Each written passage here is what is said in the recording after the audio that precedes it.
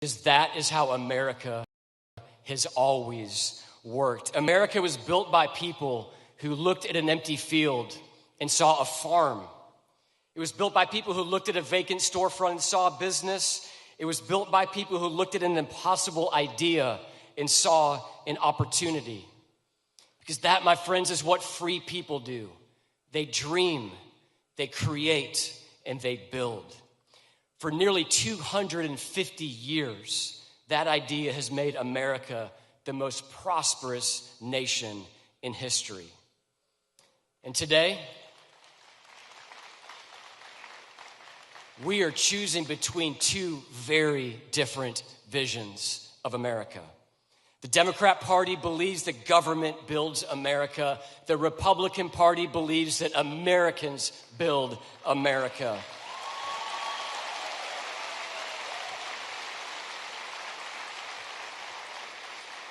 They ask, what can government provide? We ask, what can free people build? President Donald Trump understands builders. He was one. He spent his entire life creating businesses, building jobs, putting his name on something and pointing to it and saying, yes, President Obama, I did build that.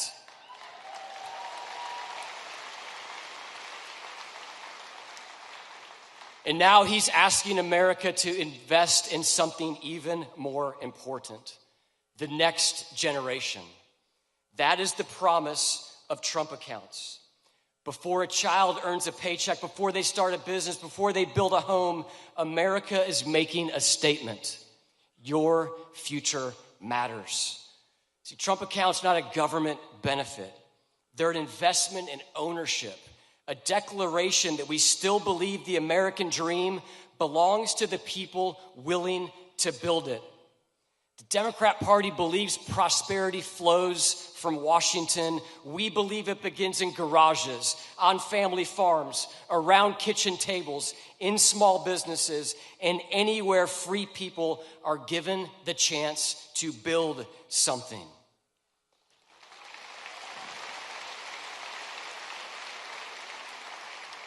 Every generation inherits a country. The question is whether they'll leave behind something better. That is what America has always expected of her free people. Not merely to preserve what they inherited, but to build something better. And that is the promise of Trump accounts. See, we're not simply investing in children, we're investing in the people who will build America's next chapter. The Democrat Party wants to build bigger government. Republicans want to build bigger dreams.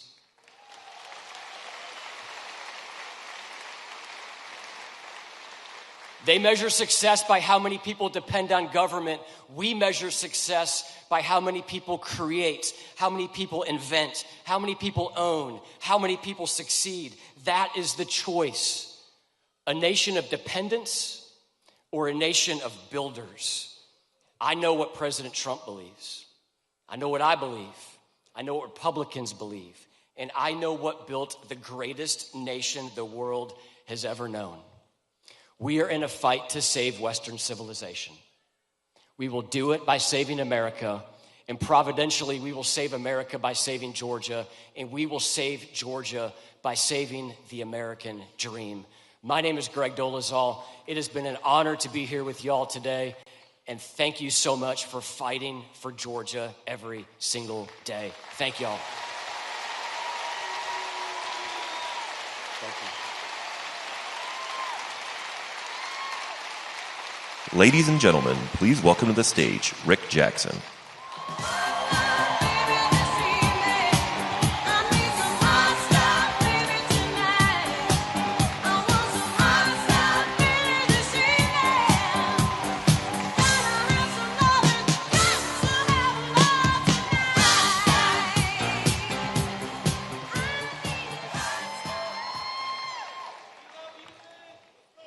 Thank you. I love you too. Appreciate it.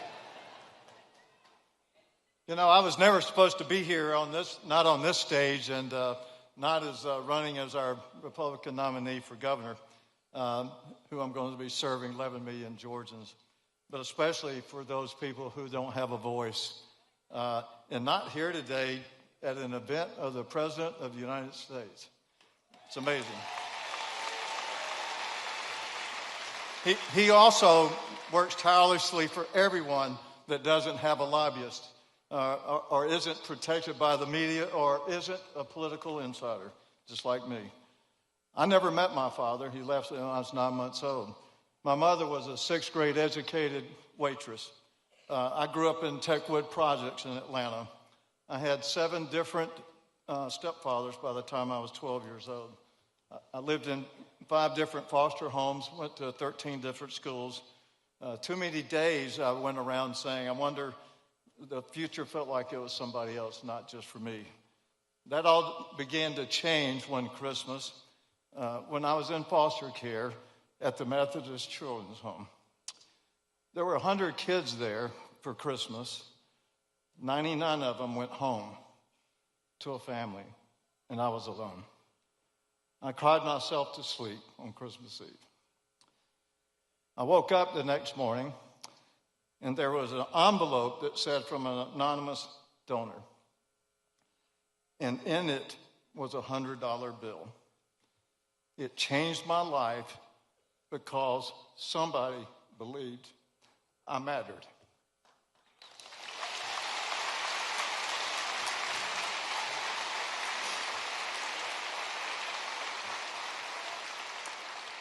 That gift planted a promise in my heart. I told God, if I have the ability, I'm going to help kids just like me.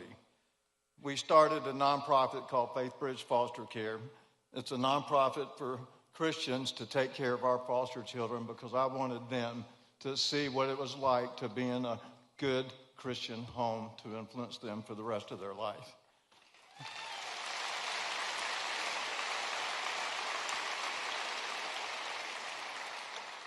Through our nonprofit Fostering Success Act, we're helping people that age out of foster care that have no options. They now have an option. We provide room and board and transportation and food and all the essentials they need to go to college or go to a vocational school or to get a trade, mainly to have a job so they have an opportunity of a future that no one had before. That's what we do.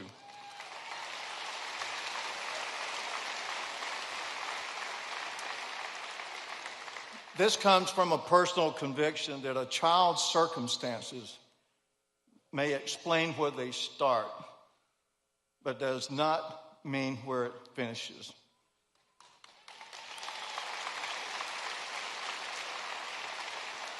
That's why the Trump accounts and the First Lady's fostering the future accounts matter so much to me and to children in Georgia.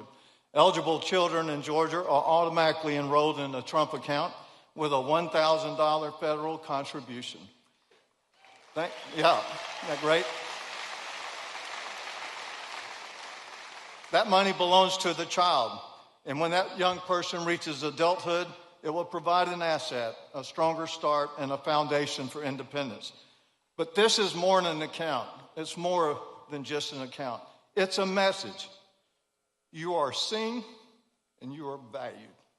That's what these Trump accounts do.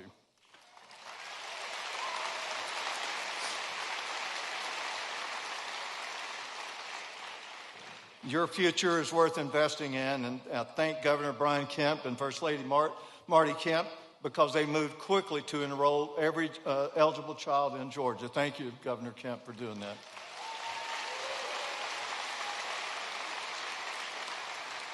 And most of all, thank you, President Trump and First Lady Melania Trump, for giving foster care the same opportunity for our foster youth and a long-term financial security for other children. President Trump and Melania Trump have done more for foster care than any president in the United States, and I personally thank them for that.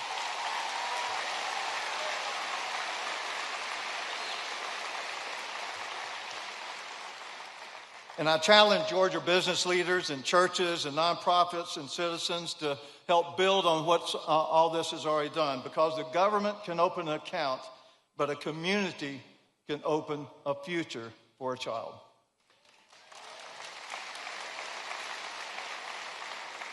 Imagine the message we can send together. Here in Georgia, Your beginning does not have to define your ending, period. You're worthy, you're somebody, you can make it. Thank you. More than 50 years ago, an anonymous stranger put $100 under the door of a lonely boy. That stranger could not have imagined where my life would lead because of that.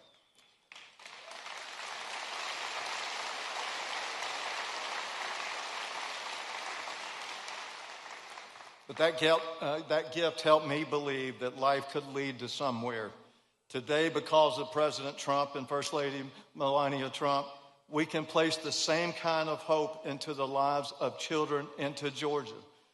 Not just hope for one Christmas morning. It's a stake in the American dream that belongs to them. God bless you, and God bless Georgia, and God bless the United States of America. Thank you.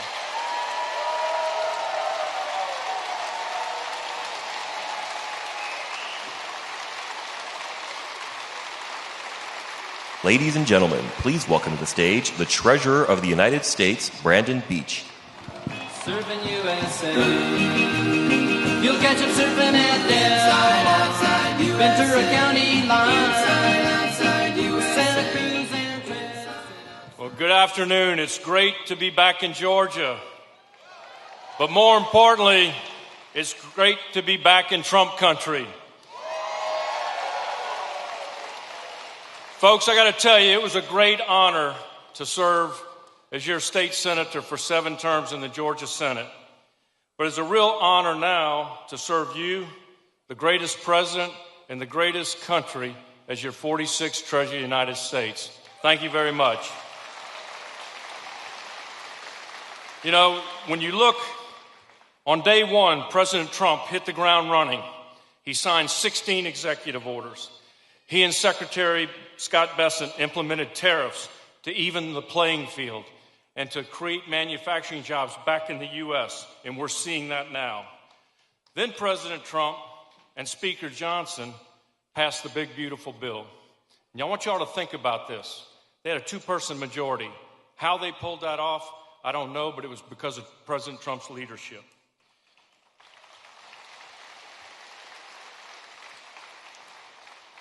We are now seeing the fruits of President Trump's hard work, and that's why I'm so bullish and optimistic about our future.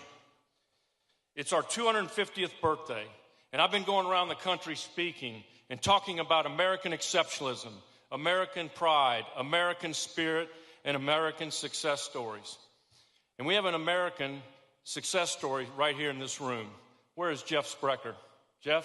Stand up and let's give Jeff Sprecher a round of applause.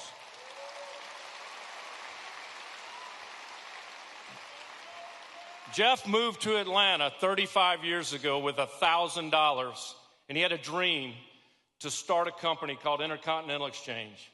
Now he owns 13 exchanges, very successful, very community-minded, and by the way, he's got a great wife, Kelly Leffler, who you'll hear from now, who's running our SBA.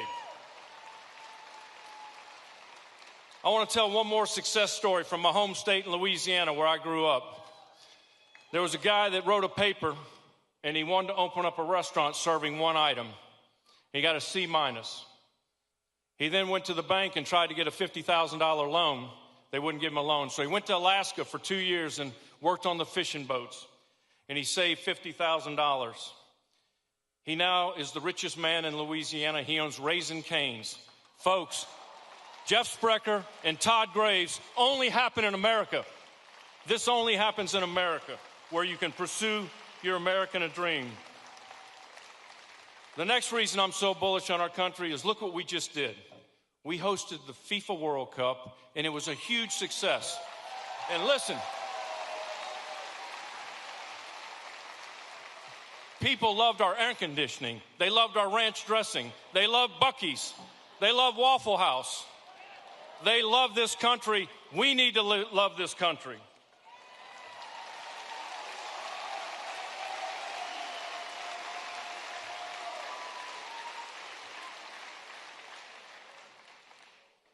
Now the one big beautiful bill is kicking in. no tax on tips, no tax on overtime, no tax on Social Security. I got to tell you all a quick story. I would go to restaurants and I would write on my receipt, no tax on tips, explanation, explanation. And the waiters would say, what is that all about?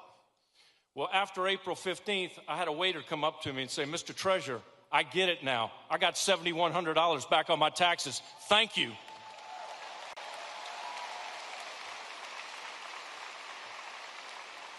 We've also had more than 50-plus record-setting days on Wall Street.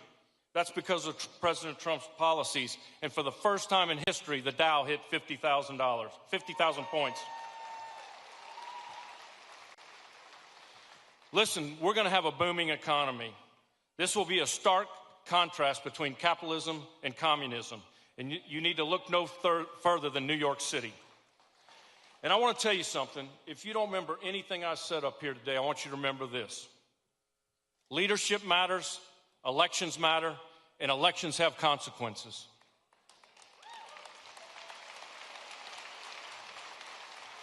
And I will tell you this, President Trump may not be on the ballot, but his policies are and his folks are. And we need to send winners to him so he can keep winning for you.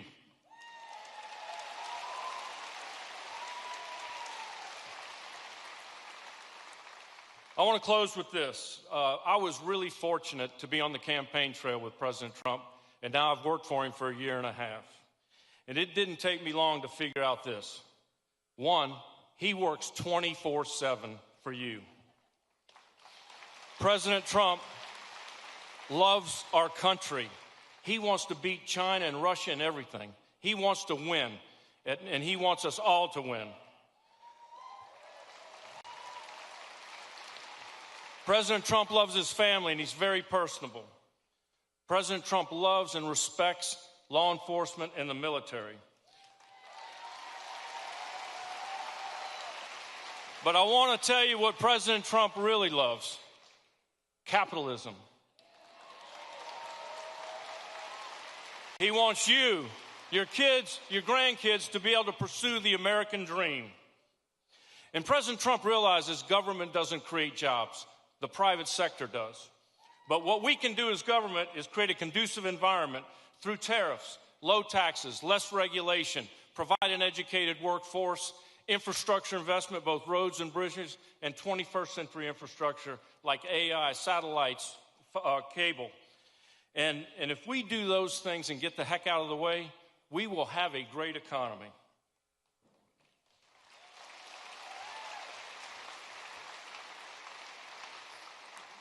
In the end, I'm going to tell you, President Trump's going to have several legacies.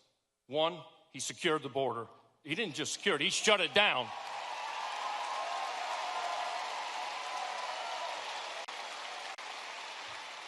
He also is going to make sure Iran never has a nuclear weapon to keep you safe.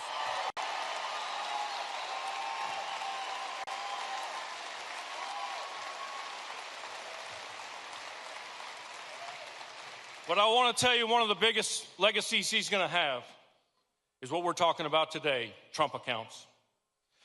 Trump accounts will invest in our kids, and our kids will be invested in our country. Think about that.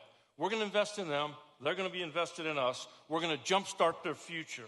They're going to learn financial literacy, investing and compounding interest, and how the S&P 500 works. And let me tell you what I look forward to. My granddaughter's here today. Madison, stand up, Madison. That's my granddaughter. We've got her signed up for a Trump account. And my goal is, in 10 years, I want Madison to come up and say, Papa B, I got $110,000 in my Trump account. I made 6% here, 8% here, and teach her about financial literacy.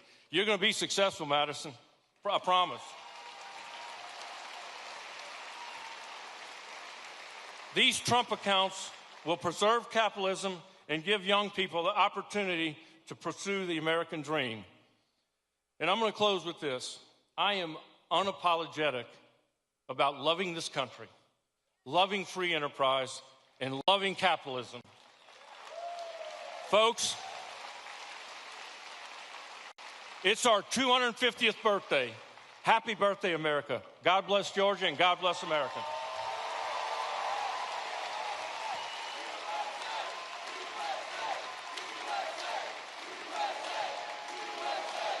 Ladies and gentlemen, please welcome to the stage Secretary of Education Linda McMahon.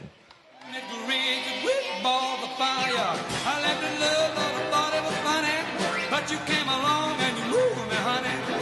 I changed my mind. This love is fine. Good and at the ridge and gritting balls of fire. Kiss me, baby.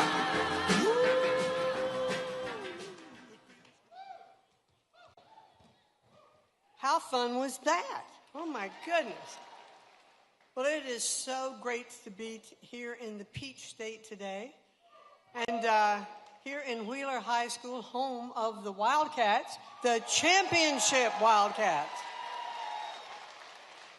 So normally when I come out on stage in a school, and I've been touring a lot of schools around the country as the Secretary of Education, I talk about the fact that only 30% of our students can read and do math.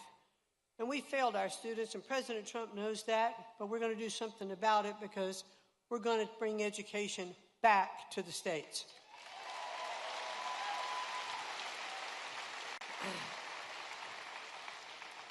But today I'm not here to make a speech about education. It's an honor to be in the great state of Georgia to celebrate a momentous accelerator of opportunity for the next generation. What you've already heard about today, and you're going to hear a lot more because it's so important, Trump accounts. Thank you. That does deserve an applause. As a mother and a grandmother, I know that every parent yearns for their child to have a future full of possibility. Thanks to President Trump, these accounts fortify that future as one of the largest generational investments in upward mobility that our country has ever made. For young Americans, this will serve as the foundation for a lifelong financial stability, helping them save for a higher education, maybe buy their first home, start a business, plan for retirement, and pursue the milestones that create for them and their goals of fulfilling life. And because Trump accounts are anchored in the strength of the American economy, they help ensure that every child, regardless of zip code or family income, has the footing for a secure and meaningful future. This is really historic, ladies and gentlemen.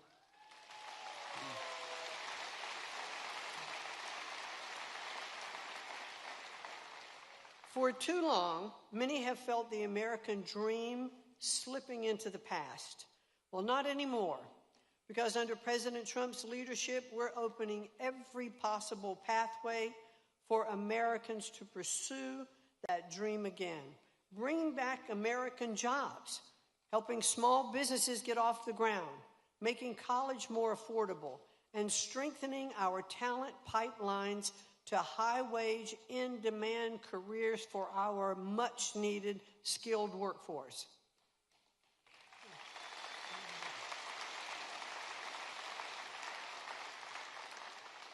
And now our most precious asset, our young people, are both starting a life and entering a future with tools to succeed.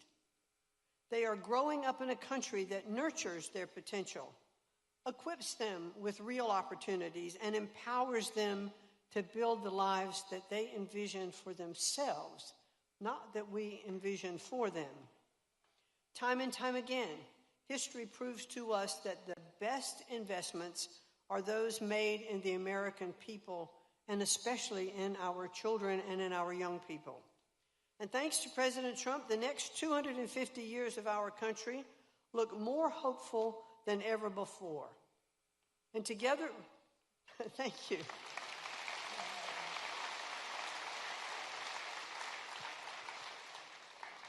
Together we are fortifying the foundations and expanding the freedom and flexibility that allow the next generation to dream boldly, to build confidently, and achieve the extraordinary, just as Americans always have. So with that, the president is going to come on in a little while, and a few other speakers before me to talk more about the Trump accounts. But again, let me say this is an historic measure in our country, and we thank the vision of the President of the United States. Thank you all. and God bless the United States of America.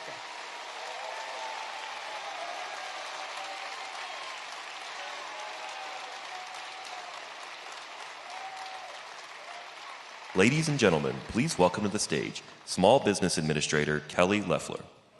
Don't stop believing. Hold on to that feeling. Street life, people.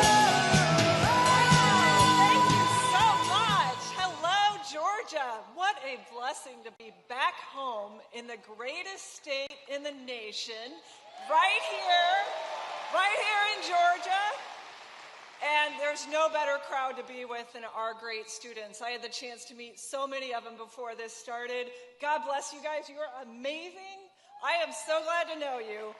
Well, let me tell you, today we're experiencing something remarkable. From Thomasville to Toccoa and all across the country. Thanks to President Trump, America is back.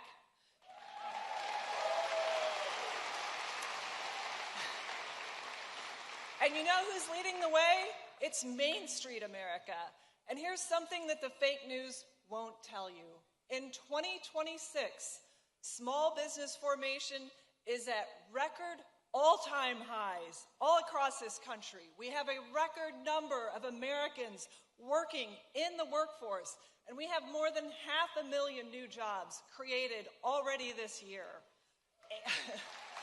Yeah.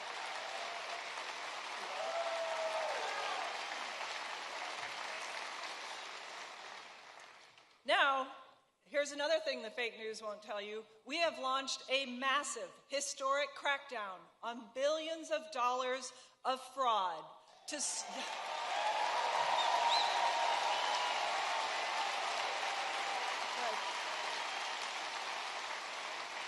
That's right. We are going to stop the corruption and the abuse of your hard-earned tax dollars. Now, you know President Trump is fighting every day to bring back the factories and the jobs that prior administrations sent overseas. They said, I'm sorry, your job's going to be in China. Your job's going to be in Mexico. Well, he's fighting for us because that's made in America, that's common sense, and that is America first.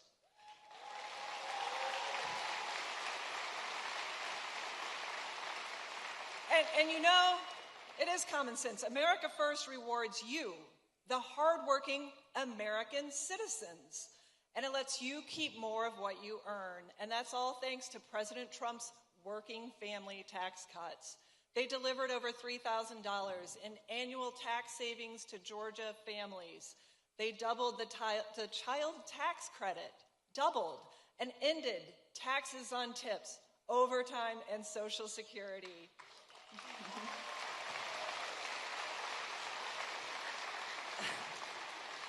Now, all of that might seem like common sense, and it is, but it's also a fact that every single congressional Democrat voted no on letting you take home more of what you earn. And yes, that includes both of Georgia's senators. They voted no. They voted, yeah, it's hard to believe, but they voted to raise your taxes, to cut your child tax credit. They voted no for millions of our young people to get an early start in building their American dream.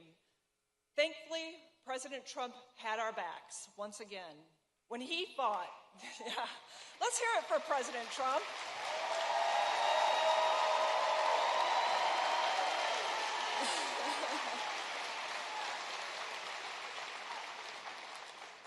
You know, he fought for America's most precious treasure, our children. Now, today, Trump accounts represent a historic and life-changing investment in and for America's youth. They offer a foundational stake for young people in their future, and they give them a stake in America right now. As owners in our free enterprise system, they are the next generation of builders, visionaries, and leaders. And I expect to see many of them on this stage in about 25 to 35 years. Okay, you got it, guys? All right, I want you up here. I want you up here. And there's another win. Now, this is a new benefit for America's small businesses to offer their employees. Trump accounts are one more tool to attract and retain employees, talented employees, each and every year.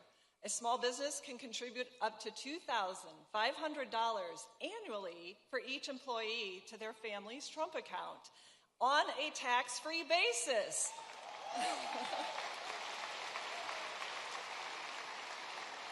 Now, you know, there's a great saying, and it says, the best time to plant a tree is yesterday.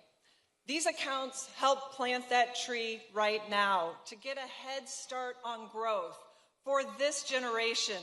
And thanks to President Trump's dedication to our young people, the American dream is alive and well and growing stronger in every day, every single day across Georgia.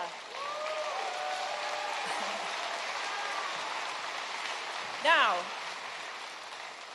we are harnessing the power of free enterprise proudly and unapologetically to secure our nation's future by investing in you, hardworking families, and rewarding your contribution to making America great again. Thank you. God bless our military. God bless America. Thank you all. God bless you. Thank you, guys. Thank you.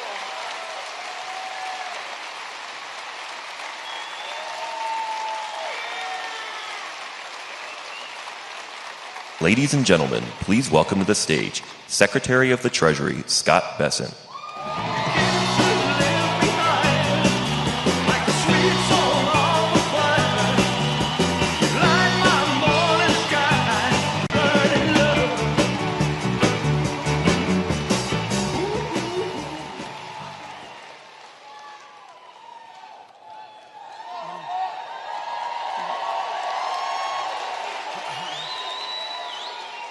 Good afternoon, and what a great day to be here in Georgia.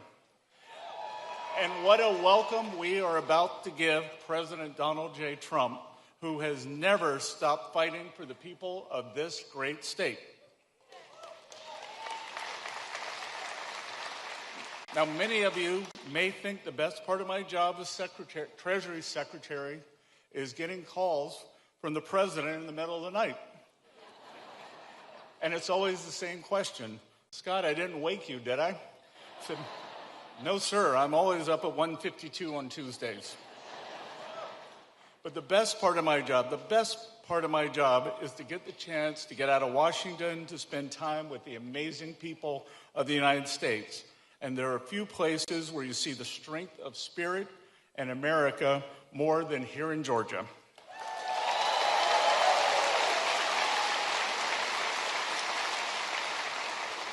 You great Georgians don't believe that government creates jobs so much as clears the way for the people who do. You believe that prosperity is built from the ground up, not imposed from the top down. And that small businesses build stronger communities than big government ever could. Cobb County, in short, is Trump country.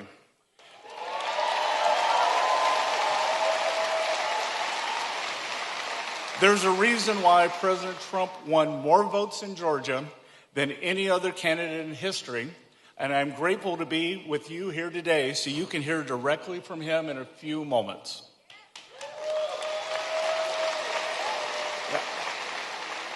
Serving President Trump is the honor of my lifetime, and from my view at Treasury, I can tell you that no one fights harder, no one works longer at 1:52 at night, and no president has asked more of his team and of himself so that we can restore American strength and reclaim American sovereignty.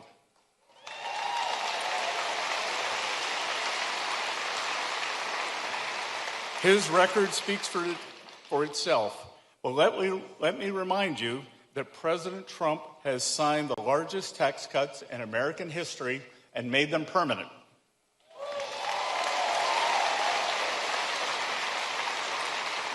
rebalanced global trade in favor of our working families, reclaimed our position as the world's energy superpower, and saved this country by securing its borders.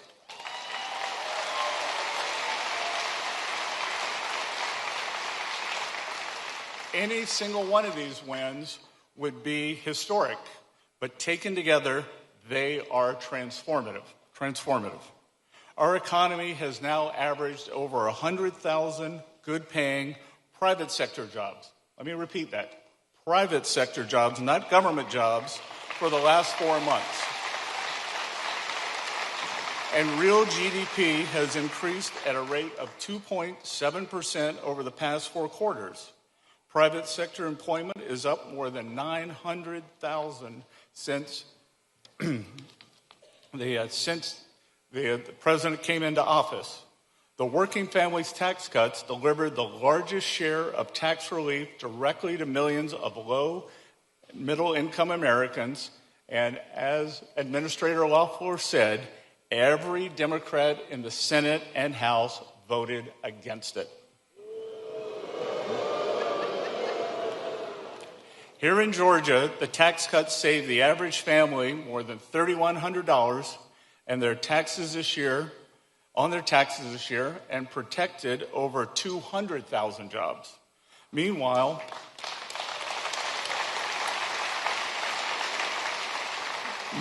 thanks to President Trump's policies, companies and countries have poured trillions of dollars in new investment into our country since President Trump took office.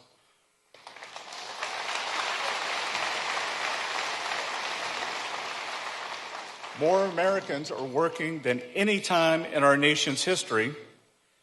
But of all this that President Trump has achieved, his most enduring legacy may be the reason we are here today. Trump accounts represent the most successful program launch in government history, with more than 6 million signups even before it went live on July 4th.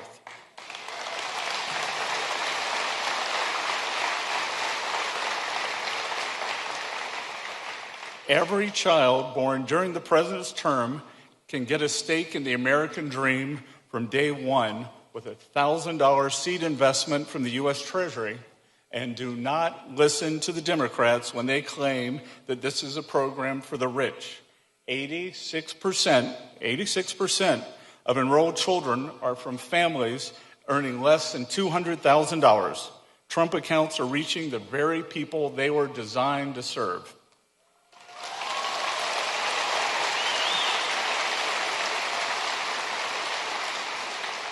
Of course, for decades, the federal government demonstrated its ineptitude at building a product that people wanted and delivering it at scale. Obamacare gave us a website that collapsed the day it was launched. And Obama's so-called My IRA, I'm the Treasury Secretary, I don't even remember that, savings accounts are now defunct because they were such a failure, although not before costing taxpayers tens of millions of dollars. But under President Trump's leadership, we have designed and built a world-class platform. Trump accounts enrolled 1 million children every single month between its announcement and launch. No tech launch in history has seen those numbers. Millions of American youth are now able to watch their investments accounts compound in real time from a couple of $1,000 in kindergarten to an estimated $500,000 by retirement age.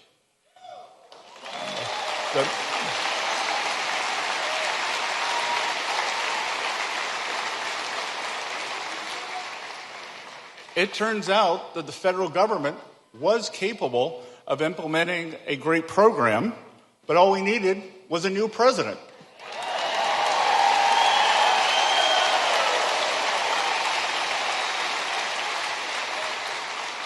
And importantly, Trump accounts are no government handout.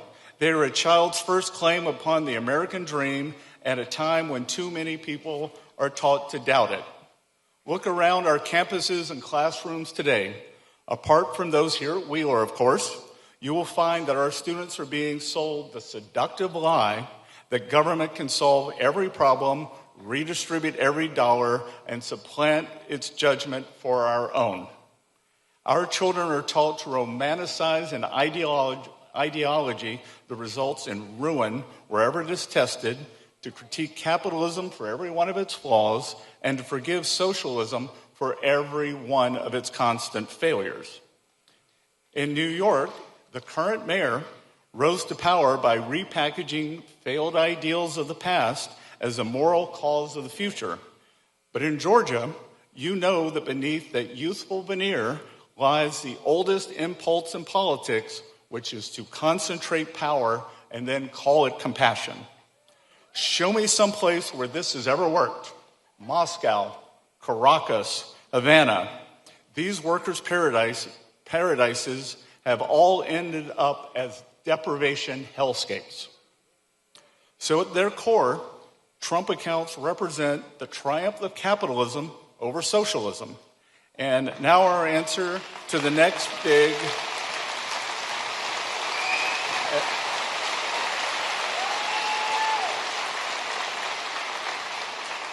And now our answer to the next free stuff, big government charlatan is to build an ownership economy for all Americans. For the 38% of households who do not have a stake in our great equity markets, our capital markets, and American innovation, this is your way to get a piece of the action thanks to President Trump.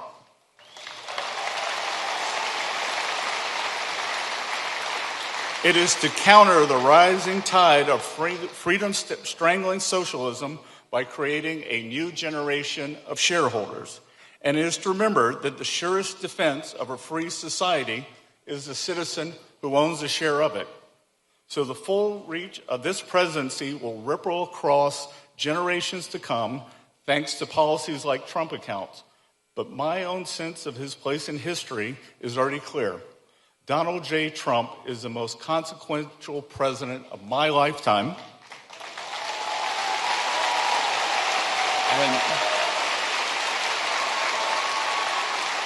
And I can tell you all share my excitement and welcome him here to Georgia today. So for everyone in this audience, especially the young people, know that President Trump is creating assets for the American people, not more debt and broken promises. He's creating assets. So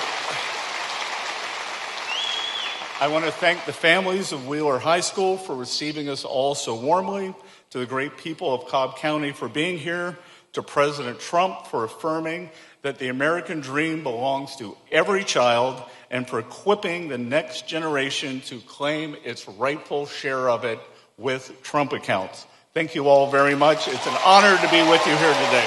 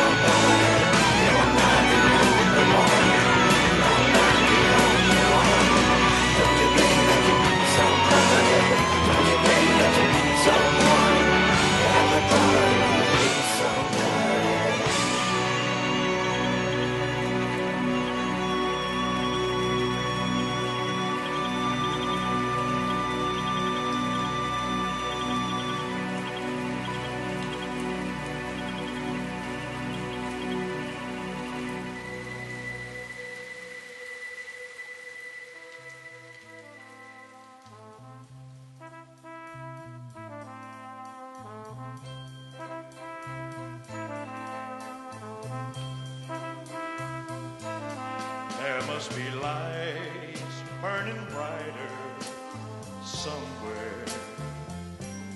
Got to be birds flying higher in a sky more blue. If I can dream of a better land where all my brothers walk hand in hand, tell me why, oh why can't my dream come true? Oh why?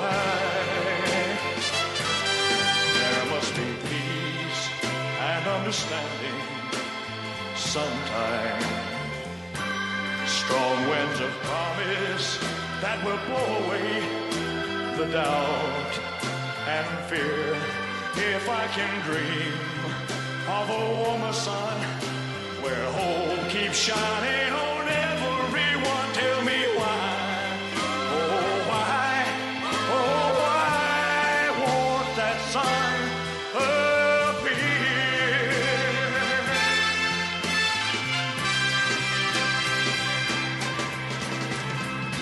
We're lost in a cloud with too much rain. We're trapped in a world that's troubled with pain. But as long as a man has the strength to dream, he can redeem his soul and fly.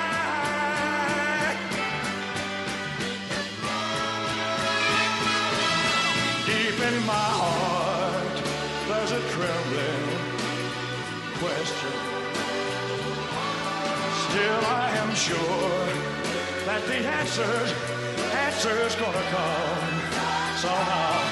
Out there in the dark, there's a beckoning candle, yeah. And while I can think, while I can talk, while I can stand, while I can walk, while I can dream, oh please let my dream come true.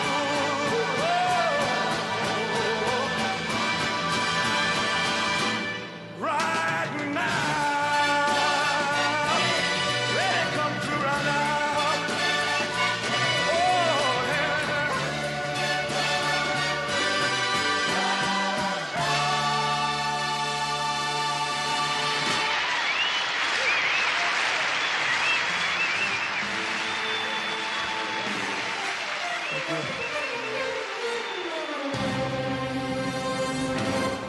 This is a man's world.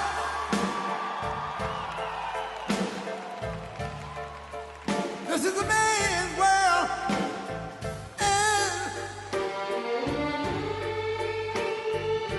But it would be nothing without a woman or a girl.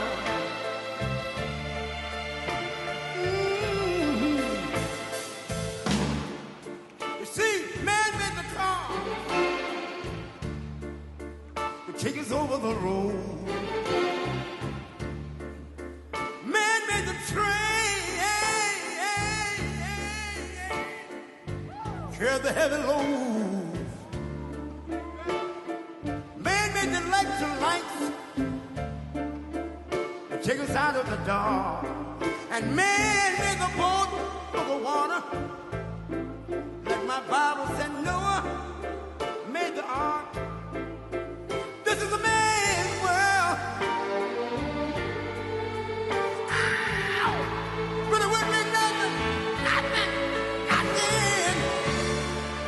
but a woman or a girl.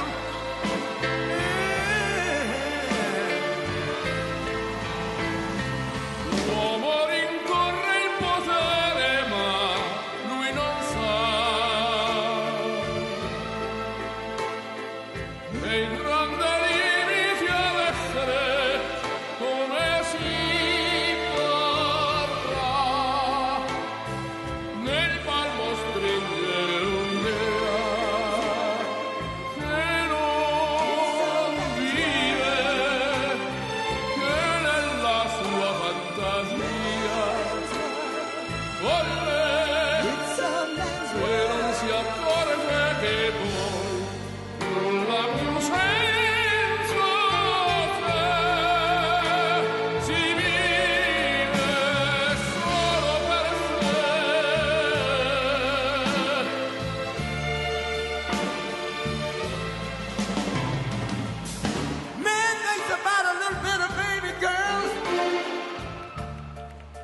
And a baby boy.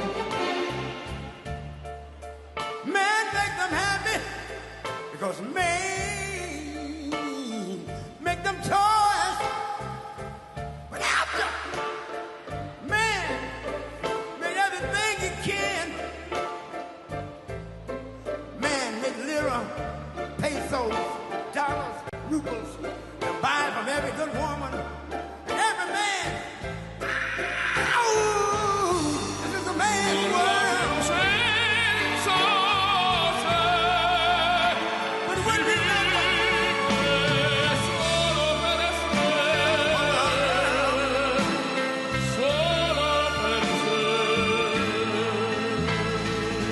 he's lost in the wilderness. It's a man's world. He's lost. E non si accorge che poi non la più senza te si vive solo per sé, solo per sé, solo per sé. This is a man's world.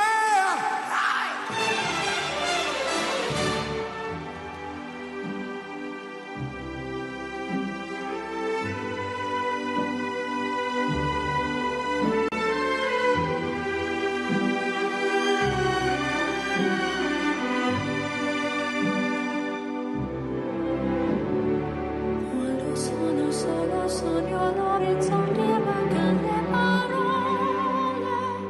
Sì, lo so che non c'è luce in una stanza quando manca il sole. Se non ci sei tu con me su le finestre mostrai tutto il mio cuore che è acceso. Chiudi dentro me la luce che hai incontrato per strada. Time to say goodbye. Paesi che non ho mai veduto e nessuno con te. Adesso sì vivrò con te, partirò sulla vita per mare che io lo so, non esistono più. It's time to say goodbye. Quando sei lontana sogno all'orizzonte, manca le parole. Io sì lo so che sei con me, tu mia luna, tu sei qui con me. Mio sole, tu sei qui con me, con me, con me, con me. Time to say goodbye. Paesi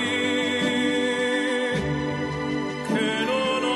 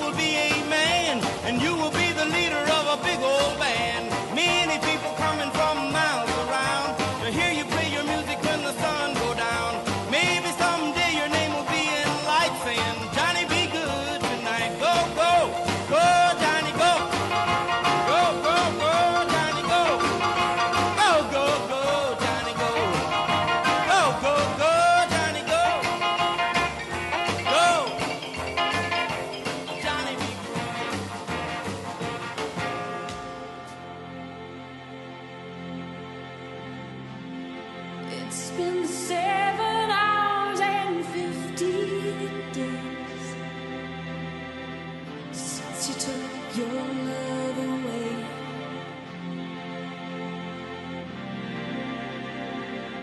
I go out every night and sleep all day since you took your love away.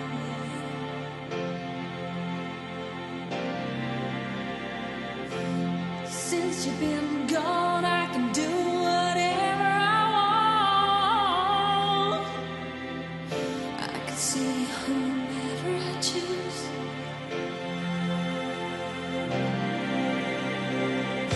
I can eat my dinner in a fancy restaurant, but nothing, I said nothing can take away this blues, 'cause nothing compares to you.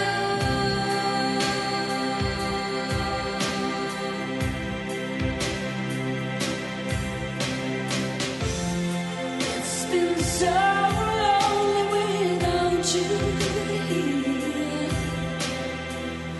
like a bird without a song.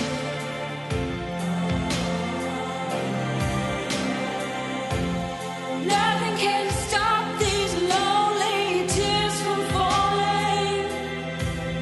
Tell me, baby, where did I go wrong? I can put my arms around every boy I see.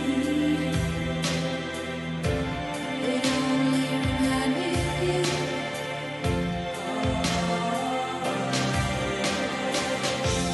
I went to the doctor and guess what he told me? Guess what he told me? He said, girl, you better try to have fun no matter what you do. But he's a fool, 'cause nothing compares to you.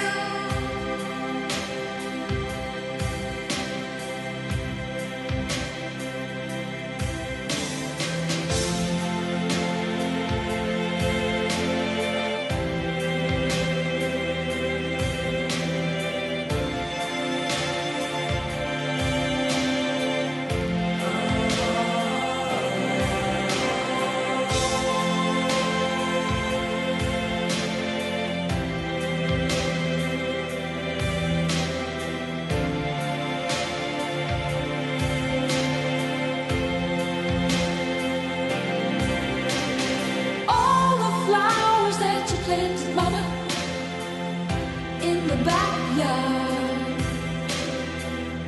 all died in winter rain.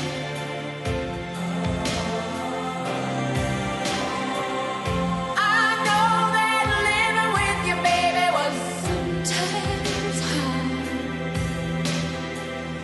but I'm willing to give it another try. Nothing compares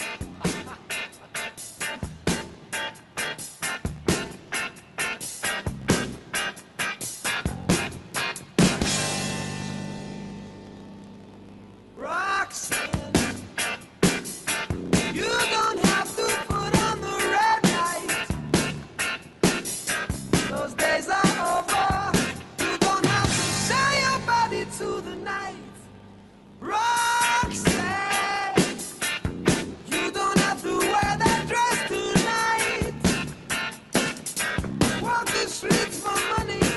You don't care if it's wrong or if it's right. Roxanne, you don't have to put on the red light. Roxanne, you don't have to put on the red light. Roxanne, Roxanne, Roxanne, Roxanne.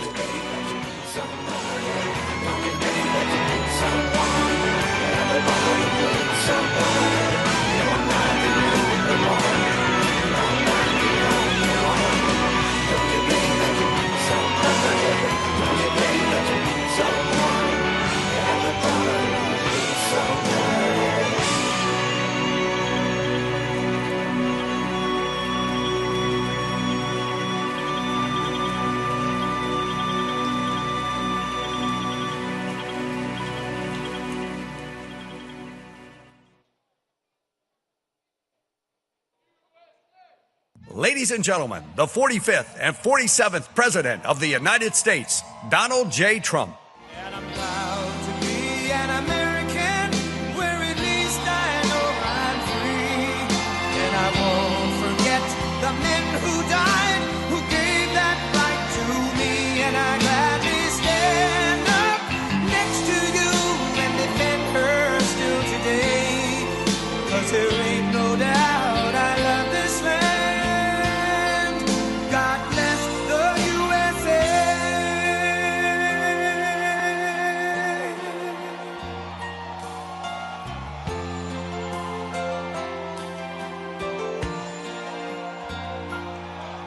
From the lakes of Minnesota to the hills of Tennessee, across the plains of Texas, from sea to shining sea, from Detroit down to Houston and New York to LA, where there's pride in every American heart, and it's time we stand and say that I'm proud to be an American, where at least I know I'm free. And I won't forget the men who died, who gave that right to me. And I gladly stand up next to you and defend her still today. 'Cause there ain't no doubt I love this land. God bless the USA.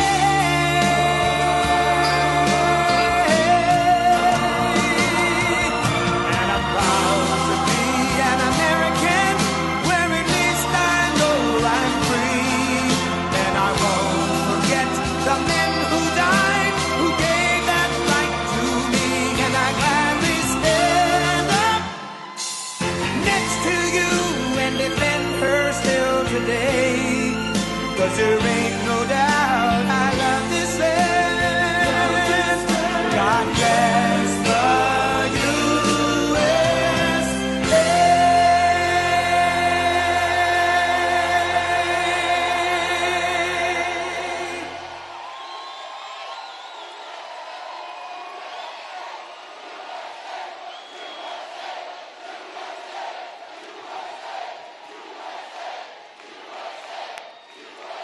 Well, thank you very much, everybody. It's a special place, and I am here to announce my candidacy.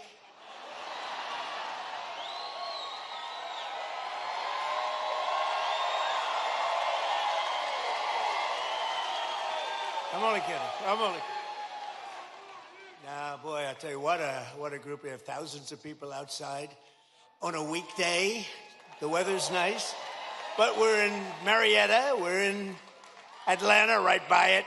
And I just want to thank everybody. Those are places, you know, we had a tremendous victory here. And it was a big, beautiful victory. We won by a lot. And we have some great candidates running. They got to win by a lot. Otherwise, we're going communist. I don't think anybody wants that. We're not going to do that. But I'm thrilled to be back in the great state of Georgia with thousands of proud, hardworking American patriots. That's what you are.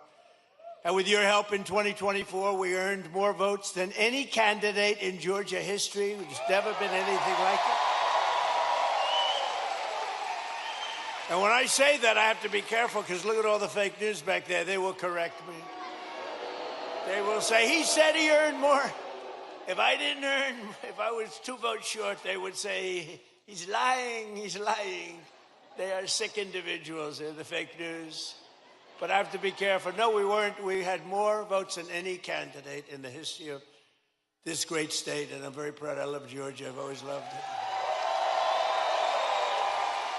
And every day since, I've been fighting for the people of Georgia like no president has ever fought before, and you're doing well, too. We're going to keep it that way. And 18 months ago, you were in trouble. Our country was in trouble, frankly. It was a catastrophe what was happening. Sleepy Joe Biden and the radical left Democrats, they're Democrats, D-U-M, Democrats, created the worst inflation in 48 years. Scott Bessent, was it the worst inflation in 48? Now, if Scott doesn't have credibility, nobody does, okay? He said it's the worst, and it was. It was actually, I think it was beyond 48 years, but 48 years is good enough. wide open borders with millions of people, even from the world's worst prisons from all over the world. They were pouring into our country. All over the globe they came, prisons and gang members, drug dealers, child predators, and 11,888 murderers, many of whom committed more than one murder. More than 50% committed more than one murder. We had transgender for everybody. Men and women sports came ravaging through our cities. And the whole world was laughing at us. We were a joke all over the world, but not anymore. They're not laughing. They're not laughing. Right, Jackson? They're not laughing anymore, Jackson. Gonna be your next governor right here. 2 years ago, our country was dead, and now we're the hottest country anywhere in the world, respected by everybody all over the world, the hottest. And we're respected like, I say we respected maybe like never before. When I took office, we inherited the worst border in U.S. history. It was an open wound. It was an open sieve. We quickly turned it into the most secure border in the history of our country within 2 months. And numbers were just released by the Democrats that in the past 14 months, a historic record of 0 illegal aliens have been admitted into the United States.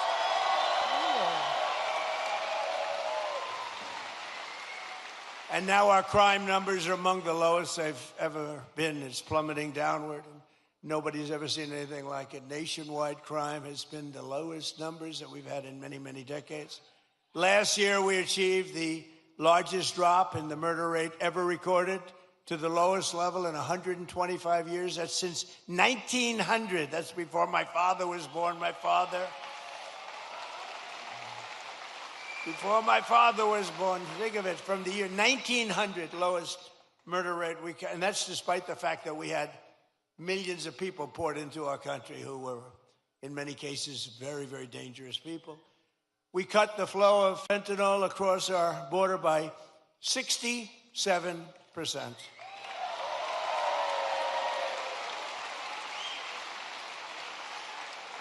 And drugs coming in by ocean, sea, by water was cut 97%. We're trying to figure out who the 3% are because they are among the bravest people anywhere in the world. You've seen that. They are the bravest people in history, I believe. We're making the largest ever investment in the United States Armed Forces, and we've got the strongest and most powerful military anywhere in the world by far. There's nobody close. And I built it during my first term. I built our military. And as you know, they stupidly gave a lot of it away, but actually it was a lot, but it was small compared to what we built. But they gave a lot of it away to the Taliban, to Afghanistan. They gave it away. Just take it. We're leaving. Let's leave brand new machines behind. Let's leave airplanes behind. I said to him, well, what don't you just fly it out and we'll take it back, or we can even fly it back to the United States if you'd like. Sir, I think it's cheaper to leave it. Brand new planes. It was so sad. I saw what was happening. What a disgusting thing took place. But we then, as you know, we won Venezuela, which is now working with us to produce millions and millions of barrels of oil. We're getting along great with them. One day. And we've already paid for that operation many, many times over. We're taking tremendous amounts of oil, and they're taking tremendous amounts of oil. It's a partnership, in a sense. They're doing a great job. We're working together. And millions of barrels of oil is going to Houston and Louisiana, coming to you indirectly after it's refined. They're refining it there. But millions and millions of barrels of oil. And also, Venezuela is doing better than they've ever done before, too. The big oil companies are going in, and they're signing up. We have Chris Wright working on it, Doug Burgum working on it, Scott is working on them, and it's been incredible, actually. It's got serious oil. In fact, if you combine us and Venezuela, we have about 62% of the world's oil market. So we don't need straits. We don't need anything. We don't need the Hormuz Strait, but we do it because we have to do it, because we cannot let Iran have a nuclear weapon. It's very simple.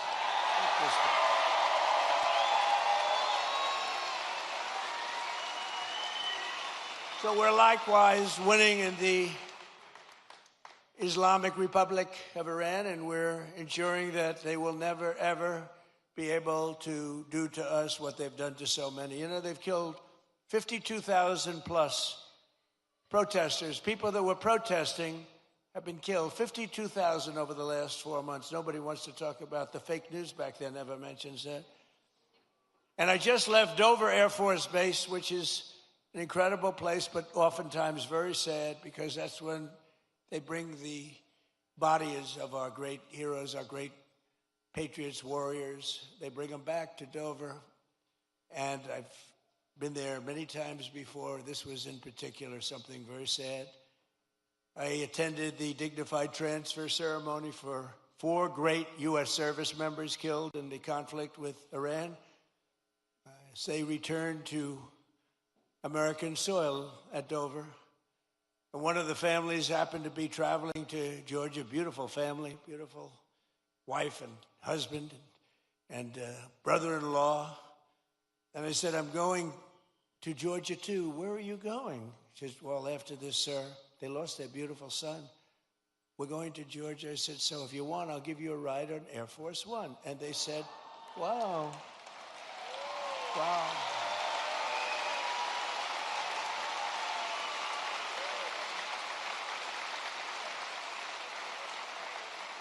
So today, I then said they're on Air Force One, and it's quite nice, I must say. And they said, wow, this is something, thank you so much. But they're heartbroken, you know, they're heartbroken. But they couldn't believe it. And they live very close to here. They live minutes away.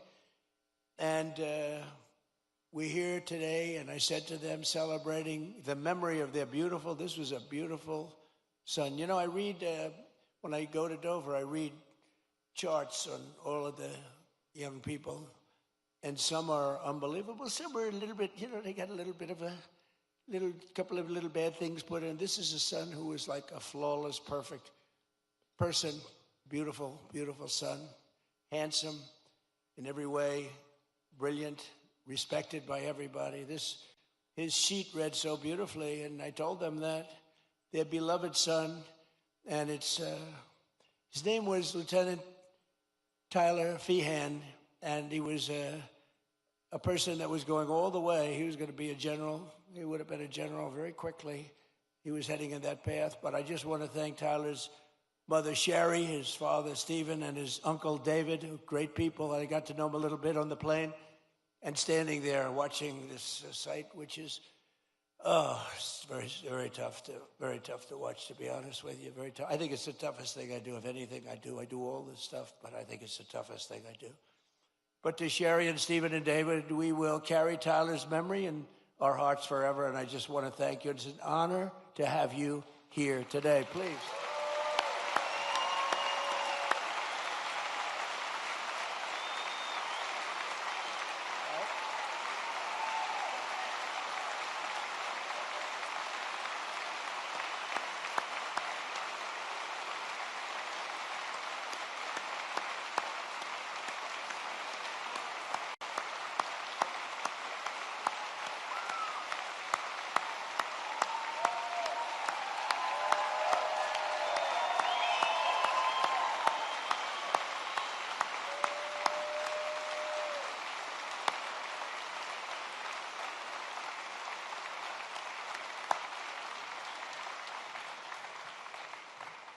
Thank you very much. You see the way everybody feels. Your neighborhood, this is your neighborhood. Can you believe it?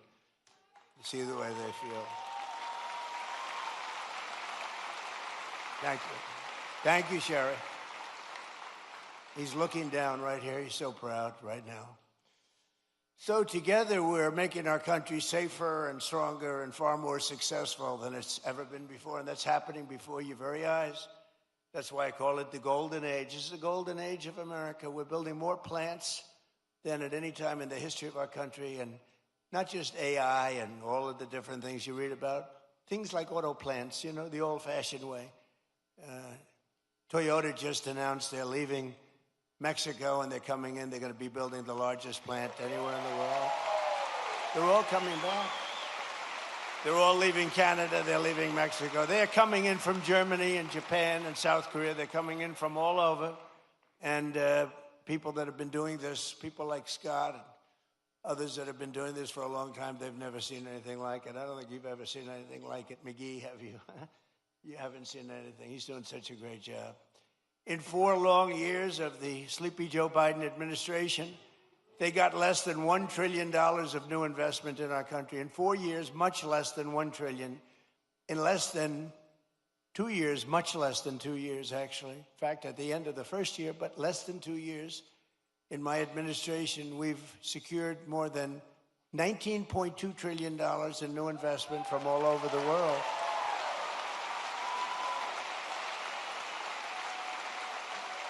So think of that. So in 1 year, they did much less than $1 trillion of investment. We were losing this country, I'll tell you. And the welfare, you see all the theft that's going on. Guys are stealing $100 million. Some guy from the street steals $100 million. It's horrible. The welfare was going through the roof. The costs were going through the roof. It was a disaster taking place. But think of it. So they did less than $1 trillion in 1 full year. In 4 years, they did less. Think of this. In 4 years, they did less than $1 trillion. We did 19.2 in 15 months. Think of that.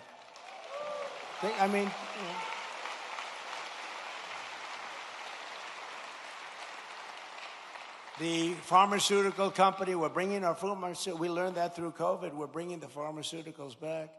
But the big pharmaceutical company, UCB, is investing $2 billion to build its first ever American manufacturing plant right here in Gwinnett, Georgia. Gwinnett.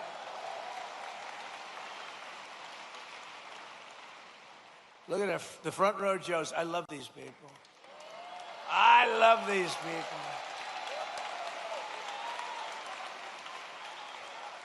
I think there are about 283, I don't know what the hell they do. I think they make a lot of money, too. I'm hearing they're very rich. They follow us. It's a rock concert, right? You have a good time, right? Thank you.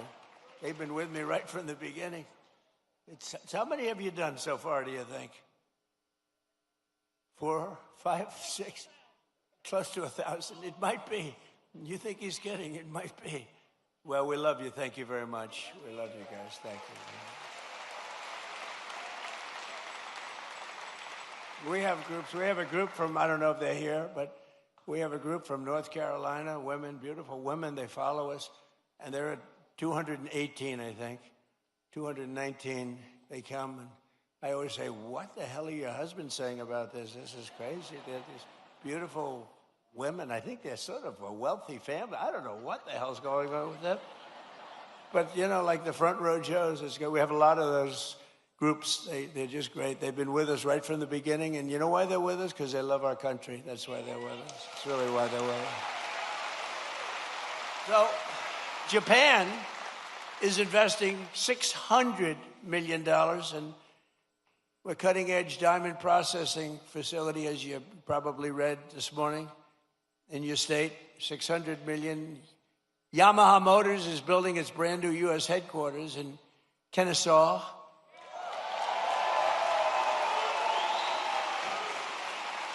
And more money is being invested in the United States right now than at any time in the history of our country. And Americans are working today more so than ever before. We have more jobs today than we've ever had, and it's not even close. More people are working now than at any time in the history of our country.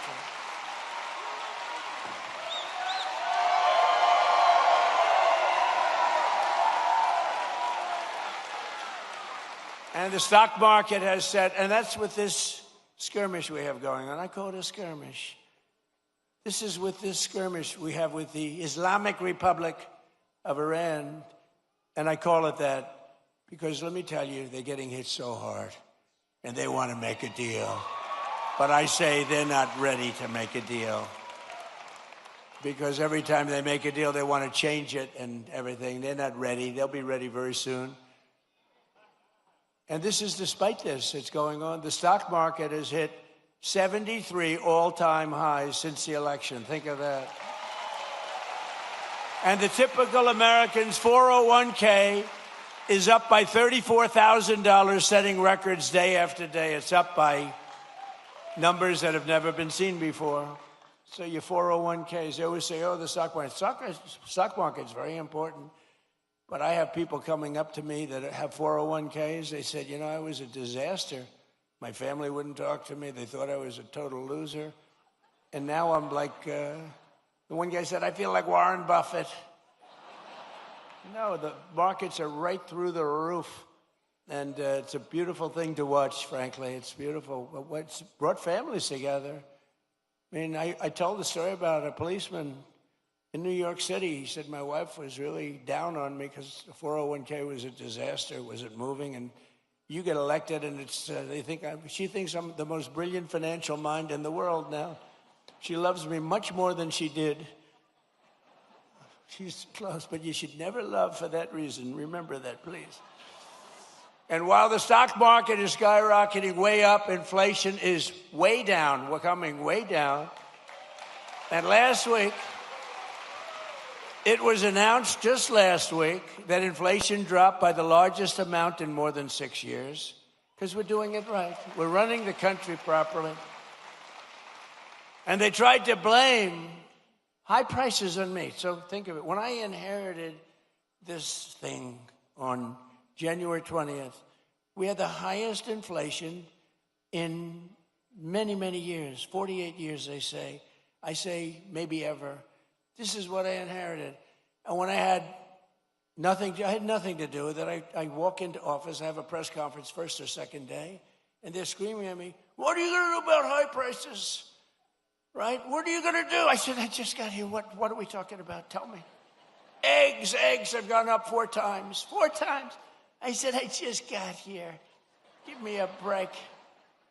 They did. They hit me with the eggs then. You remember that? Kelly, you remember I got hit with the eggs?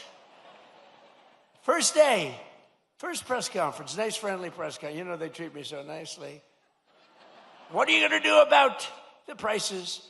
And they said, they used the word, first time I heard it, it was a word, made up by the Democrats. Affordability. They said, affordability. I said, I've been here 1 day. Don't worry, I'll take care of it. And we're taking care of it, we're taking good care of it. They had the highest prices. They had the highest prices. In fact, with the eggs, we have an Easter egg hunt like a few months after this, and they said, don't order eggs, sir, because they're so expensive. Use plastic eggs. They wanted me to give the kids. I said, nope, we're going to get it done. And we did a great job. Our Secretary of Agriculture did a great job, and we got the price now of eggs is lower than it was when we started, right? And many other things, too. And oil will be coming, it's going to be tumbling down. It was 3 weeks ago. They thought we had a deal. I said, I don't think we have a deal with these guys. They break every deal they make. But I said, but people thought the geniuses on Wall Street, they came down, really down, and goes back up a little bit. But it's going to come down maybe lower than when we even started. But just give me a little time. I always say, give me a little. I said to the farmers, give me a little time. And look how we're doing with the farmers, what's going on with the farms and everything. This country is rocking and rolling. So every day we're fighting to put more money back in the pockets of the hardworking American families. And that's why, with the help of our incredible Republican majorities in Congress, we've done so much. I proudly signed the great, big, beautiful bill delivering the largest tax cuts in American history. Largest in American history. And we did big ones first. We had the best economy in history in my first term. A lot of people don't, because we had a COVID period all over the world. And we did a great job where they got no credit for it. We did Operation Warp Speed. And I'll tell you, we did a great job, but we got very little credit for it. We should have been given big credit, but we got credit for everything else. And we had the best economy, but this economy is ready to blow everything away, ever, of any country. There's never been anything like what's happening in the United States of America right now.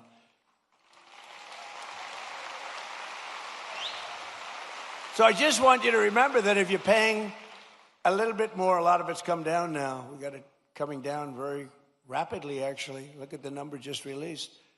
But it really would, we inherited something from Biden, and we're giving it back to you, thousands and thousands of dollars each family. We gave it to you also. Remember, forgetting about prices, and I don't want to forget about it. I would never leave a sentence like that because they'll say, he said forget about prices.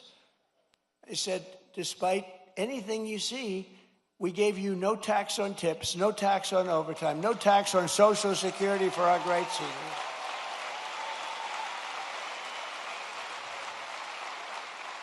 We gave you something that nobody ever thought of. This was my idea. I said, give people a deduction if they buy a car only that's made in America. Give them a deduction. They go out, borrow money.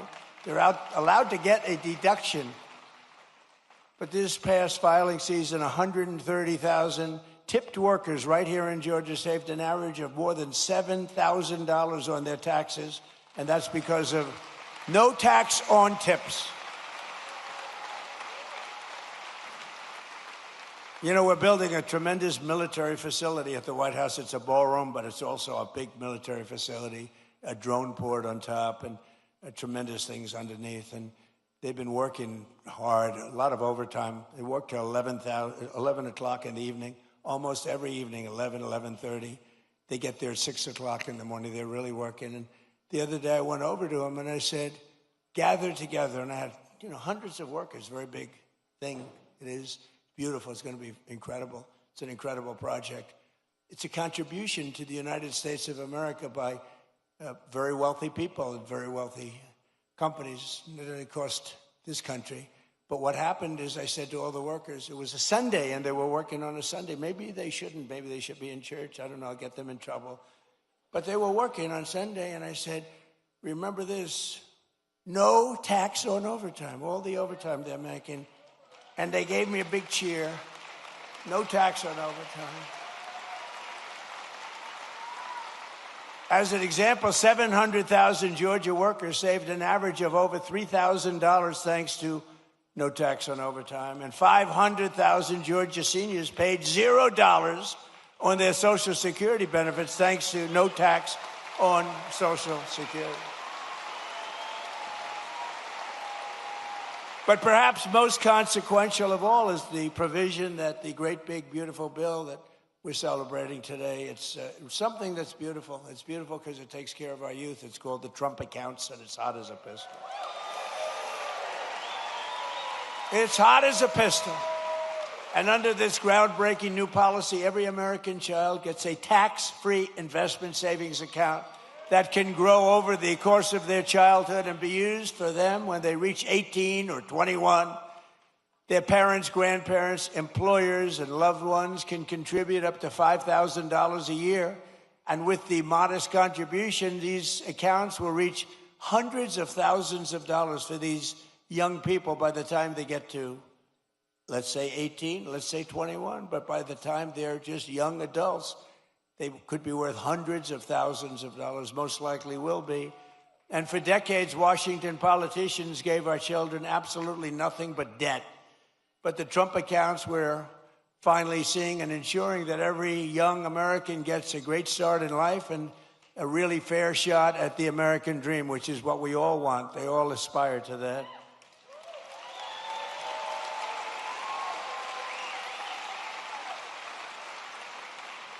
And under the system, every newborn child gets $1,000 deposited in their Trump account at birth. Think of that. From the United States government. Think of that. The government is finally giving money back to our children. You think that was easy to get from the Democrats? Not easy. Actually, they didn't vote for it. They didn't. I don't think we got one vote. We got a unanimous Republican vote. We didn't get any Democrat votes, I don't think. But they have a hard time justifying all of the things that they've done. But the government gives them $1,000 at birth, and from there it just goes up and up and up. And lots of people, like the employers, can put money into their children's accounts of the employees. It's a beautiful thing, and I'm seeing it. And again, over 7 million, and it really just started, I would say, Scott, a few weeks ago, because it was all all of the very, complex legal governmental things were worked out about 3-4 weeks ago. And we have over 7 million people already, children already, so that's great.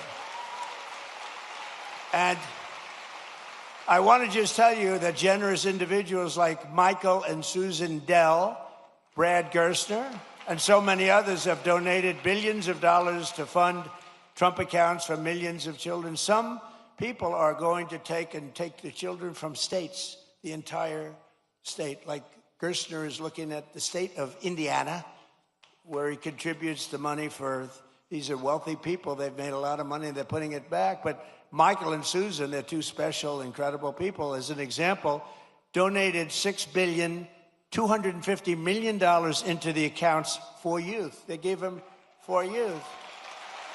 Michael Dell, Susan Dell. $6,250 million. I have a friend, he gave $50 million. I said, that's peanuts. That's not even close to the $250 million that Michael Dell gave. I said, what are you doing? You can do better than that. But people are loving it. And you know what I say? Go out and buy a Dell computer, okay? Because as far as I'm concerned, that's great stuff. And the Trump Accounts app, for those that want, is now the #1 app in all of America. Isn't that nice for our youth? People are doing it. It just caught on. In the past 18 days, nearly $1.5 billion have been deposited into the Trump accounts. Think of that. The money is pouring in. And it's for children and all sorts of advantages and tax advantages for the people that do it and make this investment in our future, because it's really an investment in our future. And all you have to do is go to TrumpAccounts.gov, TrumpAccounts.gov, and sign your child up for a free investment account today, and the child gets $1,000 from the government.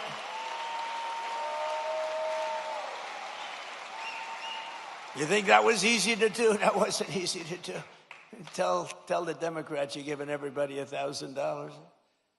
But we're pleased to be joined by some of those incredible Georgia families benefiting from the Trump accounts, including Cole and Allison Loden and their 3-year-old beautiful child Ray, their 2-year-old Rex, and 3-month-old daughter Ren. And Cole and Allison met at Kennesaw State University, where he played football, and he was a cheerleader and a respected guy, good student. Now Cole is a project manager helping build data centers, and just this past April, they became the first home buyers. Cole and Allison bought their first home. So I just want to come up here for a second, Cole and Allison. Come up, say a few words, wherever you may be. Where are you? Come on up. Come on. Don't worry about Secret Service.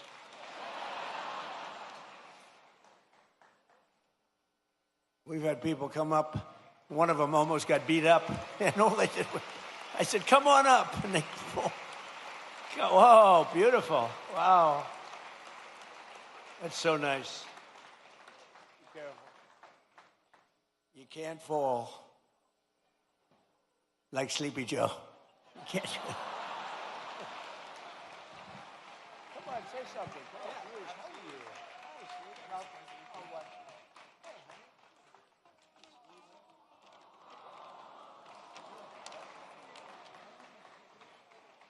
Thank you, Mr. President, and the White House staff for allowing my family to be a part of this special event.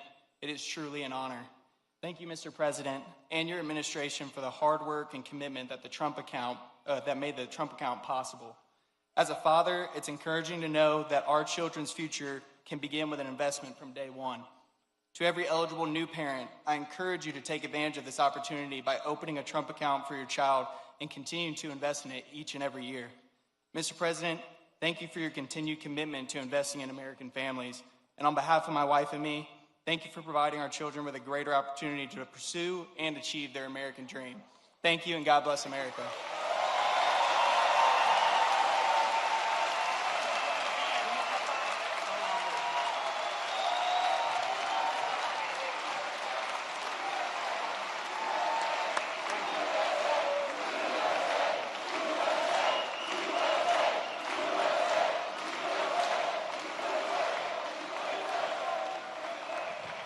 Thank you very much, Cole. That's beautiful. Also with us are Dean and Gabrielle Fungawing and their 4 children, Elise, Jude, Isaiah, and Talia, who also have been very proudly members of the Trump accounts. And Dean and Gabrielle are both entrepreneurs who believe in teaching their children the importance of self-reliance. And it's happening. You know, people are watching the market now. They're watching how are the stocks doing, how's it going, and they're only going up, it looks like, and we're going to keep it that way. So Dean and Gabrielle, come on up for a second, please.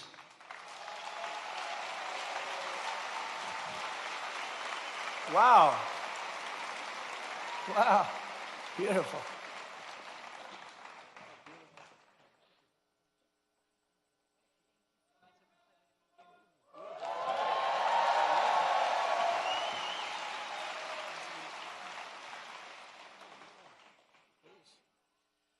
Well, Mr. President, thank you for this honor. My American story began when my parents brought our family from Suriname to this city in 1990. We attended local schools and college right here in Georgia. And in 2008, my wife and I lost our jobs just before learning we were expecting our first child.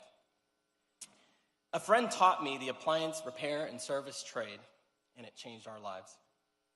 Together, we built a company serving over 55,000 homes across the city. And then she fired me and made herself CEO. Later, I founded a technology startup, and that patented technology, along with our team, protects millions and millions of square feet of commercial real estate from water damage.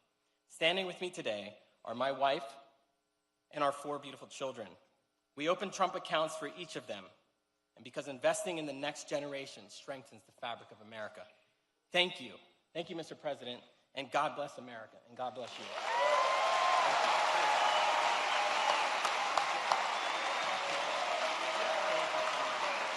Are you ready?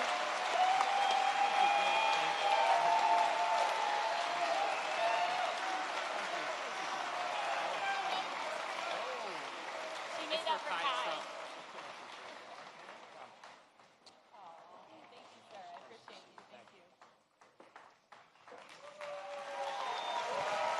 Beautiful people. Well, thank you all. Appreciate it. But while our administration is lifting up the next generation with the power of freedom and American capitalism, proven all over the world when it's done right, it's not always done right, but when it's done right, there's nothing like it. The radical left is actively trying to destroy our children's future with the disaster known as communism. It's communism. This isn't a social democrat. These are communists by another name, right? As I said in my recent address at Mount Rushmore recently, I don't know if anybody saw it, such a beautiful place. You know, the communists want to take it down. They try taking Mount Rushmore down. They want to blow it up. They want to take it down. They shouldn't be up there. These people are crazy. But communism is, in my opinion, communism is the single greatest threat to our country and its history, including even World War I and World War II, Pearl Harbor, 9/11. I think it's the greatest threat that I've ever seen to our country. These people are stone cold crazy. And it is the enemy of the free people everywhere and everywhere in the world. You see it happening, and every time it starts to happen, the areas where it's at, whether it's blue states, you see the blue states are all going bad. They're all going bad because communism is a loser. The concept, the policy, it's a loser, and it always has been, and it always will be.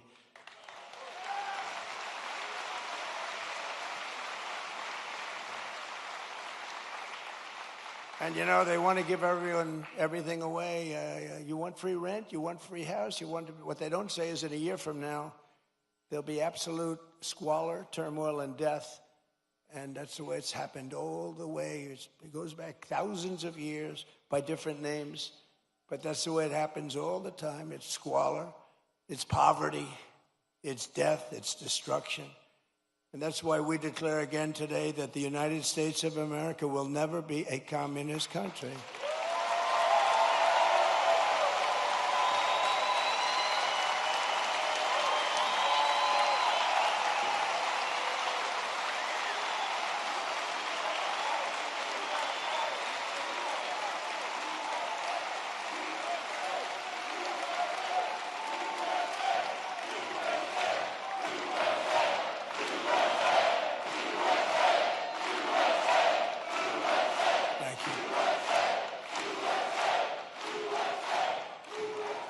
You know, remember during the State of the Union, I said that this country will never be a socialist country, remember? And I was right. They skipped socialism. They went right to communism. Georgia's a state that believes in common sense, and yet your terrible Senator, John Ossoff, he's terrible. And the Democrats in Congress are voting with the communists every single time. They're afraid of the communists. You look at it. Now, I fought Ossoff before, as you know, and we won. We had a great success against this guy. He reminds me of Pinky Herman. Did you ever see Pinky Herman? John Ossoff and the congressional Democrats voted against securing our border. They voted against our massive tax cuts that you have. They voted against the Trump accounts for your children. They want to raise your taxes by a lot, not lower them. We lowered your taxes. We gave you the greatest tax cut in the history of our country twice now. And they want to raise your taxes substantially. You know, I've been watching politics. I've been involved in politics in the other side, you know, for a long time. I've always found it interesting, fascinating, important. But I've never seen people say, ever, it's always politicians. I've watched great politicians. We will lower your taxes. They will always say, we will, even if they didn't mean it. They'd say, we will lower your taxes. These people say, we're going to raise your taxes. I've never heard it before. It's a new phenomena. It's a phenomenon. They voted against no tax on tips. They voted against no tax on overtime. They voted against no tax on Social Security for the seniors. They voted against voter ID. Can you believe that? Well, you saw what happened. They caught thousands of votes in New Jersey where illegal aliens were allowed to vote, thousands and thousands of votes. They voted in favor of the transgender mutilization of your children and in favor of men playing in women's sports. Isn't that lovely? They voted against lower energy prices, lower car prices, and bigger paychecks for everyone. They voted against every one of these things. John Ossoff and the Democrat communists want to let the Marxists into power, bankrupt your families, and leave you totally undefended with wide open borders. But we will not let that happen to our country. We're not going to let it happen. Right?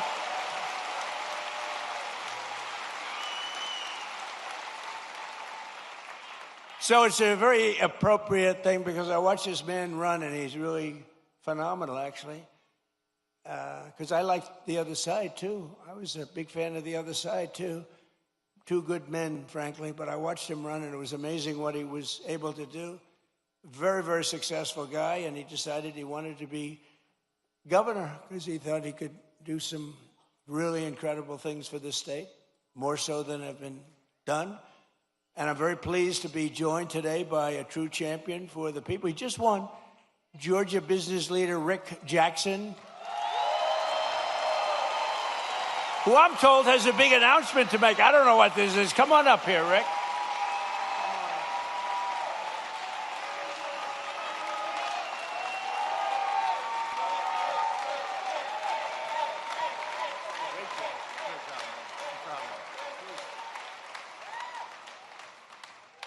Well, thank you, Mr. President. What you're doing on the Trump accounts is for foster children will, change lives.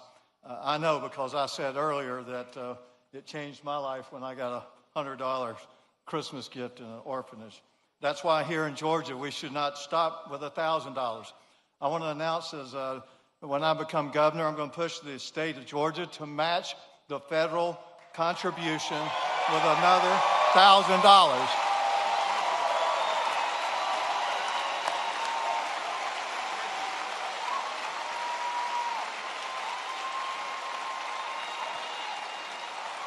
And I believe our legislature will approve that. If they don't, I will personally donate it myself.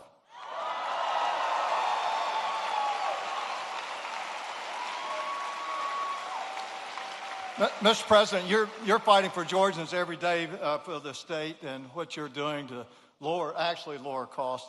Media does not report this, but Every day, President Trump is bringing an unbelievable amount of business solutions to government. Let me give you an example. Not long ago, I was meeting with Susie Wiles, who, in my opinion, is the best chief of staff in the modern history. But we were talking about America's antibiotics supply chain. And I told her we bought this last American plant in the United States in 21 because I didn't want China to leverage it on our president for trade. I told Susie something that every family should know. We produce one dose of amoxicillin for 7 cents. By the time it goes through all the middlemen, you pay $1. Susie looked at me and said, well, have you heard about Trump RX? And I said, she said, we're announcing it tomorrow to sell directly to the from the manufacturer to the consumer. That's a business solution. That really brings down costs.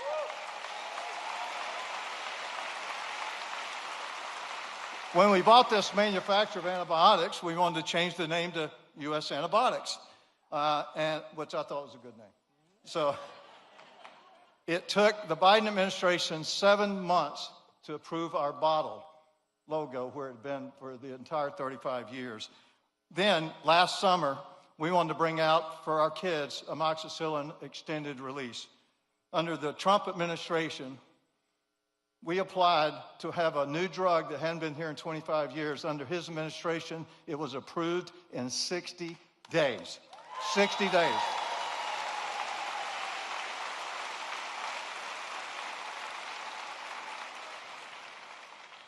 So, Mr. President, thanks for what you're doing. I wish the fake news would report all these great business things that you're doing, but that's what I'm going to be doing in Georgia. I'm going to bring business solutions to solve real problems. The other side talks about affordability as if that's a solution. Affordability is not a political problem. Affordability is a business problem. It requires business solutions, just like this man's been doing all his life.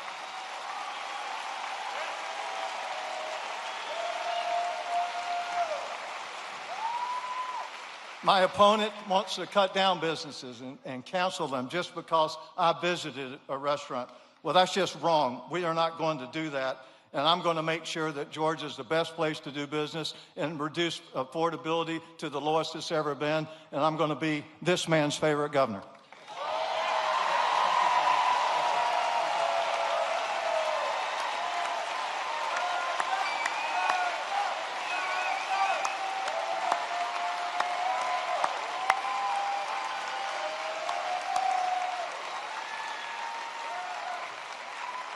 Wow.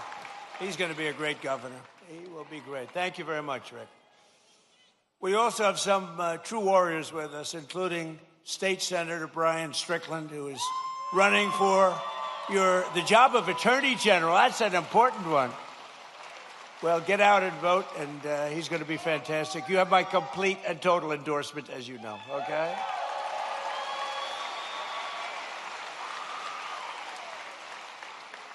And State Senator Greg Doswell, and that he is a fantastic guy who's, as you know, running for lieutenant governor along with Rick.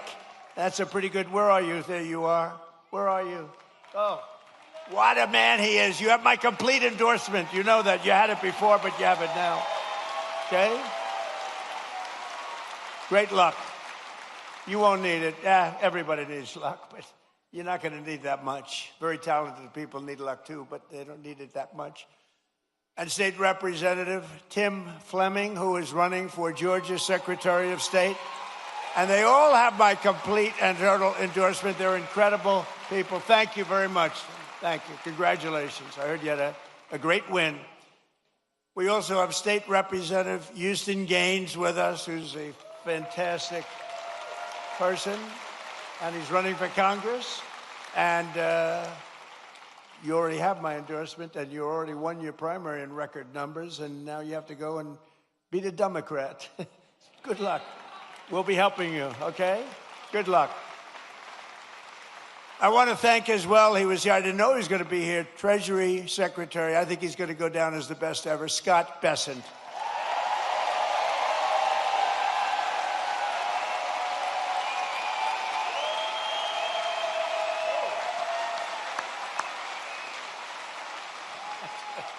That's good, Scott. Don't make them too popular. I won't like them anymore. That's very good. Secretary of Education, a woman who's absolutely incredible. She's moving education back to the States. Linda McMahon. And she's phenomenal.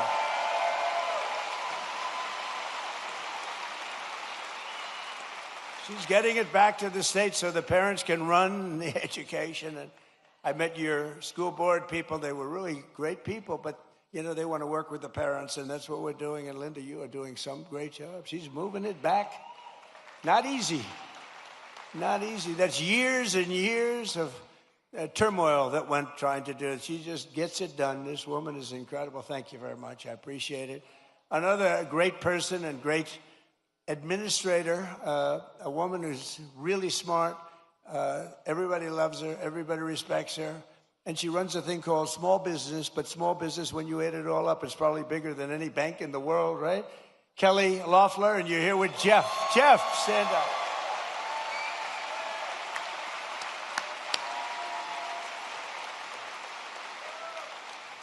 Thank you. Great job, Kel. Treasurer of the United States, a man who was a senator here, and he was so ahead of everybody. He was so great. I said, "You want to be treasurer?" And he said, "I'd like to be treasurer. That'd be good." He's a great man. He's a person that loves Georgia like a lot. And it was not easy for him to take the other job, but he gets here. I'm sure he gets here plenty, but he loves Georgia. Brandon Beach. Brandon.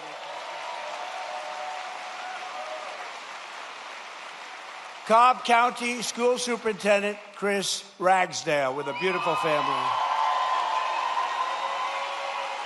With a beautiful family. And we have a man named Ralph Reed. Have you heard of Ralph Reed? Ralph Reed. He is a man that, with his group, a great religious leader, maybe the greatest religious leader, but with his group, is it 10 million doorbells you hit? And this was certified stuff. 10 million doorbells. He pressed 10, not personally, but he pressed a lot of them himself. And they wanted to make sure we had a big victory it's almost a couple of years ago, 18 months. And I just want to thank Ralph Reed. Thank you very much, Ralph. Thank you. Great job. Great leader. And one of the best lawyers in the country, a friend of mine. He's really incredible, and he's really based out of Georgia. He spends a lot of his time in Atlanta. David Schoen. Where's David? There's David. Hi, David. He's a great lawyer. You got a problem, go to David. Thank you, David. And Alveda King. So Alveda was with me from day one. Where's Alveda?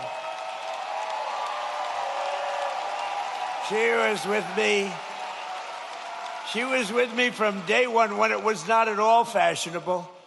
She was taking more grief, Alveda, but she knew what she was doing, and now she's like the queen of the world, right? Look at her.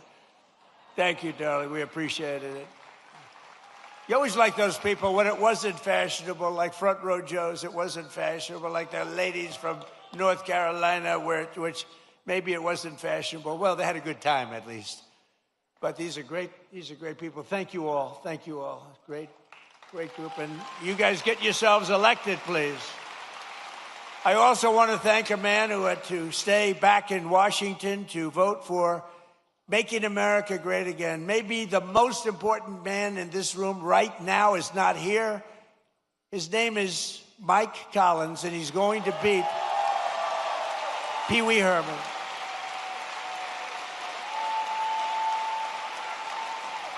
And the reason he's not here is me. He wanted to be here. They wanted to change. I said, don't change. Mike's not here.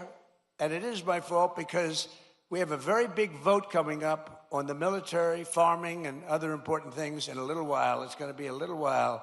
And I got to have Mike in Congress because he's like maybe the most, but certainly one of the most highly respected congressmen, Republican or Democrat, in Washington. Mike Collins is an amazingly respected man. He got the look. He's got the whole deal. And I said, Mike, I'm sort of here because of you. I said, Mike, if you're here, I'm going to be extremely upset with you because he has to vote. And, you know, it's razor thin We lose all the Democrat votes on all these things. Think of it, tax cuts, biggest tax cuts in history they vote against. They vote against everything. Because you know why? They have Trump derangement syndrome, that's why.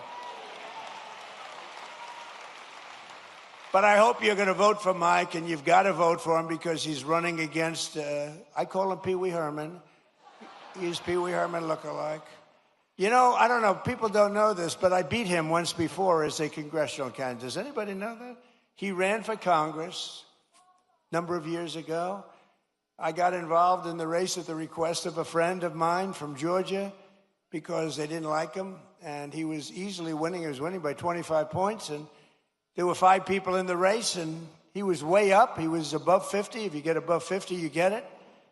And I backed a person, Karen, you probably remember. Didn't know her at all, but I thought anybody would be better than this guy. And he went from 70 to, believe it or not, 49.9. And that meant he was now in a runoff. So he thought he had it made. And he was in a runoff. And I got involved a little bit. I came here twice. I did a couple of rallies, and she ended up winning the race. He lost. But I have to hand it to him, because instead of being a congressman, he later on became a senator. If he was a congressman, he probably wouldn't have run. Who knows? I give him a little credit for that. But he was easy to beat. He wasn't. I can't believe that he's a senator, and he's not respected at all in Washington. You don't even hear his name mentioned. You don't hear his name mentioned. I mean, I hear all the names. I hear all the bad ones and the good ones. I hear them all. But you don't hear his name mentioned. He's not even a factor. But you have a guy that is the most respected, just about one of the most respected people in Mike Collins. And I hope you're able to go out and really cast your vote for him. He will bring so much. They call it pork. We call it money. But he'll bring a lot of action back to your state. He's a great guy, and he loves your state, and he's worked hard. He's got the whole package. Mike Collins, vote for Mike. And he's hard at work. He's hard at work right now in Washington. And last but not least, we have the CEO of... So I like baseball. I like baseball. But this guy's done such a great job. You know, the Mets have the highest salary in baseball, and they lose all the time. I'm trying to... And I say, maybe we could steal this guy. But the team, the way the Atlanta Braves has been managed for years, right? For years and years. And he's the CEO of the Atlanta Braves, Mike Plant. He's been, you know, you don't realize how good he is. You know, when you have one of these guys, there are teams like that, you know, where they never go down. Then you have other teams, we're rebuilding. They've been rebuilding for years. I don't want to mention teams because I know all the owners are all friends of mine. I get myself in trouble. But they're always rebuilding. We're rebuilding. This guy never rebuilds. He just stays at the top. He's amazing. And then he loses the best player. He loses a great first baseman. I would say great first baseman. And they keep going along, and they get things for the first baseman. And he was really good. Dodgers got him. But I watched the Braves for years, and they've done such a great job. So along with one of the best managers in baseball, Braves legend Brian Snitker, who was recently inducted into the Baseball Hall of Fame. Brian, both of you come up. Would you both come up? Come on up here. They deserve a little credit. They deserve credit. I mean, I've suffered with teams for the years I've suffered. Oh, listen.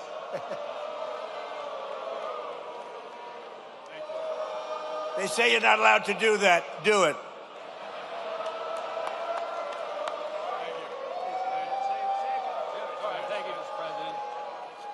Thank you, Mr. President. Welcome to Marietta. And as you can see, Braves country is a real thing. And you got a room full of Braves country right here. Mike and I presented President Trump with one of our 4th of July 250th anniversary jerseys that the team wore over that weekend. And I just wanted to tell President Trump that we're going to be back in Washington about a year from now. We're going to give him another World Championship jersey. So thank you.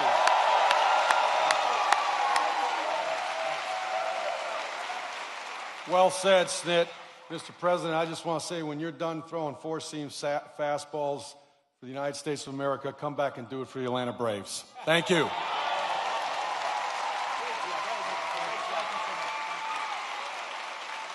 That's a great team. Those two are a great team. No, it's true. You watch you suffer with these teams for years and years. And these guys, every year, they have a great team. So that's called talent. Some people have it, some people don't. Most people don't. But under the Trump administration, Georgia is prospering again and America is winning again because we finally have a president who puts America first. We put America first. And I'm so proud of it, under my most favored nation, if you look at our policy on drugs, we have a most favored nation policy, meaning of all the nations in the world, we have to get the most favored price. And it wasn't easy, and I'm not going to bore you by saying I had to get other nations to approve it. And I did threaten them with tariffs if they didn't approve it. And I threatened the drug companies. I threatened everybody to get this done. And no other president even tried because they said it was impossible to do. But we're delivering the largest prescription drug price cuts in history by a difference of 400, 500, and 600% reduction. So for decades, Americans paid the highest price for prescription drugs anywhere in the world. We were the highest price anywhere in the world. And now we're paying the lowest price anywhere in the world. And that has a huge impact on your healthcare costs, really on everything. I'm very proud of it. Everybody said it couldn't be done. No other president even tried it because you had to get the drug companies, which is tough, but then you had to get the other nations to approve it, which is even tougher. So all you have to do now is go to TrumpRx.gov and you're going to get drugs for prices that you never believed. I mean, prices where they're 80%, 70%, 60%, 90% in one case I saw, lower. So go there and just get your drugs and at a minimum price them out and go to your store and see if they can match it. But I don't think anybody's going to match them. It's been amazing. Think of it. We went from the highest price 1 year ago, the highest price drugs anywhere in the world, like the fat drug. It cost, think of it. Think of it. It cost $1,400 in New York, and in London it was $87. Okay, I told you I have a friend of mine. He's fat as you never saw a guy like this. He's a very smart guy. Scott knows him very well. He's a great businessman, but highly neurotic, always eating. He does two things. He eats and he makes deals. And the eating he's not good at, other than quantity. But the making deals, he's very good. But he called me up because, I buy this fat drug. And now he calls me Mr. President. He used to call me Donnie. Donnie, I buy this fat drug. And in New York, I pay $1,400. And in London, I just paid $87. They said, you're so rich. How do you even know? He said, I don't know. My people told me that. And so he said, I went out and I had it checked. And it was from the same exact company, the same plant. It was actually made in the United States, the same everything. He said, what the hell kind of a deal? I'm paying like almost 10 times as much. I said, that's the system. But it really awoke in me, and I said, I got to do something about it because he's right. A pill that will sell for $10 in London or in Munich, $10, is selling for $100 or $120 for a pill in New York City or in Chicago, Los Angeles, or any other place. And I said, we got to do it. It's unfair. And I called up the drug companies, and they fought me, and then they said, you're right. They had all sorts of excuses. Well, we have to do research. I said, well, you're doing research for other countries too, right? So they finally gave in under very, very tough time for them. And then they said, and they gave in because they never thought I'd get the countries to do it. And I called up France. I started with Emmanuel Macron. I said, Emmanuel, you must raise your drug price. Well, Donald, why would I do that? Because we're paying too high, and you're paying too low, and we're going to meet somewhere in the middle. No, Donald, I will not do that. Yes, you will. No, I won't, Donald. I will not do that, Donald. I said, yes, you will. And then finally he said no. I said, here's what I'm going to do. I'm going to put a 200% tariff on every bottle of wine and champagne coming out of France. And he said, Scott was there, and he said, Donald, it would be my honor to do that. And we got France, so we got all of them the same way. That's too complicated. But we got it, and now we have favored nations, and we pay the lowest prices anywhere in the world from the highest prices. And that alone should win us the midterms, but it's not going to be that easy with the cheating and everything else that goes on. So make it too big to rig. Remember my statement, too big to rig, make it too big to rig, and watch those machines. Every day we're liberating our communities from the scourge of migrant crime. In nearby Clayton County, Georgia, federal law enforcement recently charged an illegal alien murderer from Mexico who shot a man in the torso and then shot another twice in the heart and the head. In Boa County, ICE arrested an illegal alien who sexually assaulted an 11-year-old girl and held her 10-year-old sister at knife point for 1 week. John Ossoff and the Democrat communities, they voted to defund ICE and leave Georgia families at the mercy of the monstrous criminals that we're getting out of here. We're getting them out at record speed.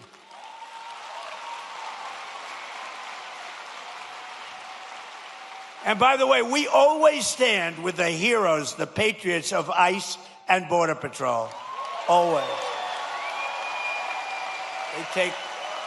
They take such abuse, and they do their job.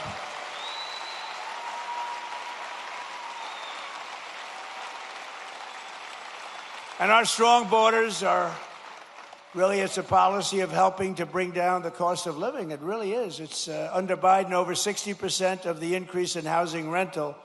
The rental cost demand came from the flood of illegal aliens coming into our country. The government would pay thousands of dollars a month for apartments for illegal aliens. But for our warriors, for our ex-servicemen, for people that served in our military for 20 years and 25 years, and then they couldn't get into an apartment. They were living in the street. They didn't do anything. But they took care of illegal aliens, paying thousands of dollars a month in some of the most luxurious hotels in the country. It's crazy what they were doing. It's crazy.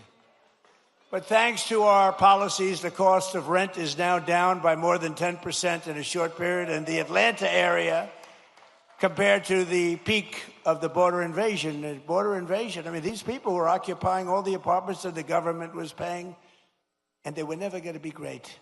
They were never going to be, remember the word I made up, the caravans. They came in thousands and thousands came by caravan, and many murderers were in these caravans.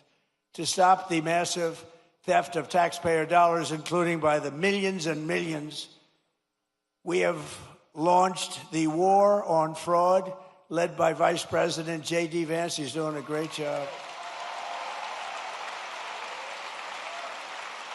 We ended Medicaid for illegal immigrants, and we redirected $50 billion to make the largest investment in rural health in the history of our country. You're getting hospitals built in areas just like this that the Democrats would never do it. Number one, they say that's Trump country. We're not going to do anything. They wouldn't spend because we did. We got tremendous votes. In your whole state, we got tremendous. We won in a landslide. In just 18 months, we've turned this country around like nobody's ever seen before. Think of it.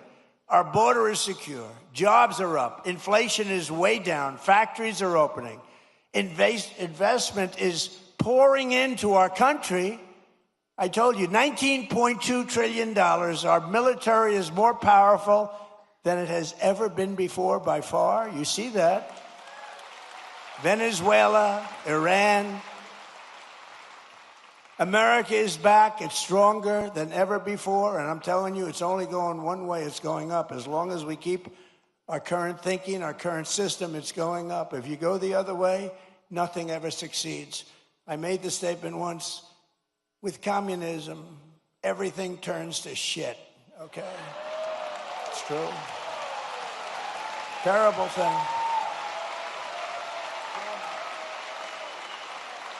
It's true. My wife hates it when I do that.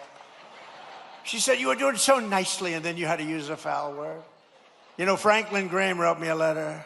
President Trump, I love your speeches. I think they're great. But, sir, if you wouldn't use foul language, the speeches would even be better. And I wrote him back. I said, actually, frankly, they wouldn't, because there's like no word that can replace that word with respect to the subject matter that we're talking about, right? But that's all right. But I try hard. I try hard to keep them clean. But it's true. With communism, everything turns. With the help of our Republican majorities in Congress, we will crush violent crime, impose harsh new penalties for dangerous repeat offenders, crack down on Marxist these prosecutors are so bad, they're so evil, what they do. And the rogue judges, you don't have a chance in front of these people. If Obama puts in a judge, I don't care how good your case is, you barely have a chance of victory. And nobody suffers it like I do. I get an Obama judge. First thing, who appointed the judge? Barack Hussein Obama. Oh, that's a problem. And we will end no cash bail. The real bad stuff, these guys, they get out, they kill somebody, they're let out, they kill somebody the same afternoon. We'll pass the Great Health Care Plan. It's called our Great Health Care Plan. That's the name of it, to stop all payments to big insurance companies and give the money directly to the people so they can buy their own health care, which will be much better, and you will save a lot of money.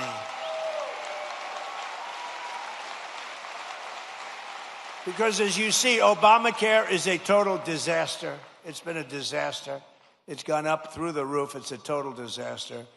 We want to spend the money. We want to give you the money directly. Buy your own health care. What's happening is these insurance companies take in billions and billions of dollars, and they don't give a damn about you. And you go out and you get crummy health care at a price that's unaffordable. So we want to give you the money, and you spend the money, and you go around and negotiate. You're going to have money left over. It's so much better, and you're going to have much better health care. And finally, we have to pass the Save America Act to defend American elections.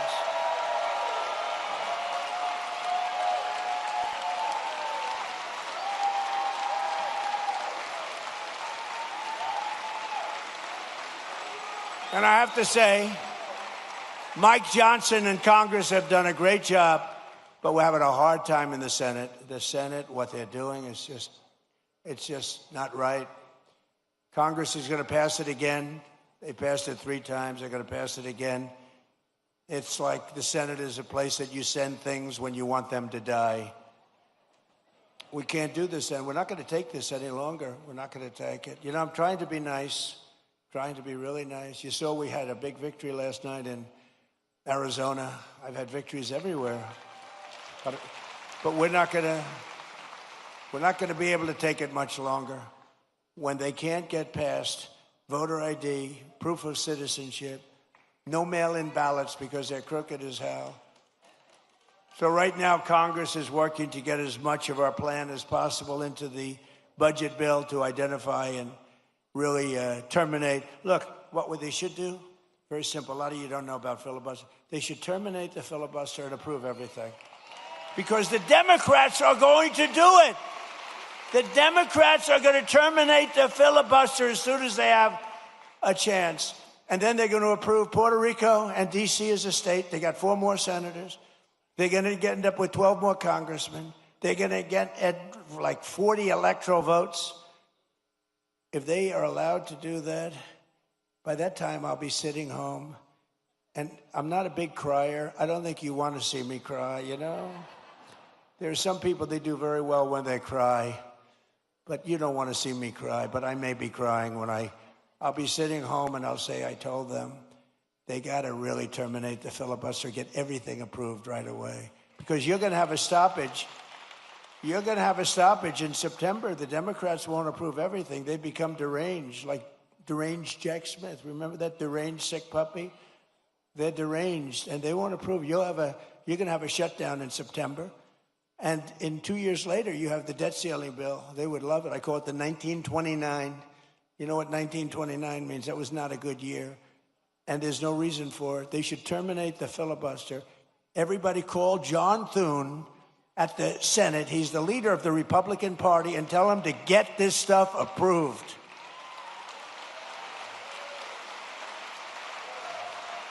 So we're fighting so that all voters must show voter ID. We're fighting so that all voters must provide proof of citizenship, okay? And also the no mail-in ballots, very important. And we're doing exceptions for illness, disability, military deployment, travel. If you're away and you have problems, we'll be very easy on that. Look, if you're away, if you're in the military, you want to vote, we want you to vote. But we'll also enshrine in permanent law no men in women's sports and no transgender surgery for your children.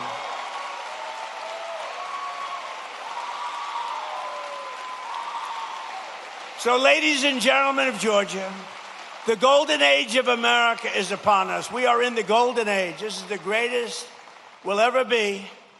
And together, with your help and the patriots all across this magnificent land, we love our country. We will make America powerful again. We will make America wealthy again. We will make America healthy again. We will make America strong again. We will make America proud again. We will make America safe again. And we will make America great again. Thank you very much. Thank you, Georgia. Thank you.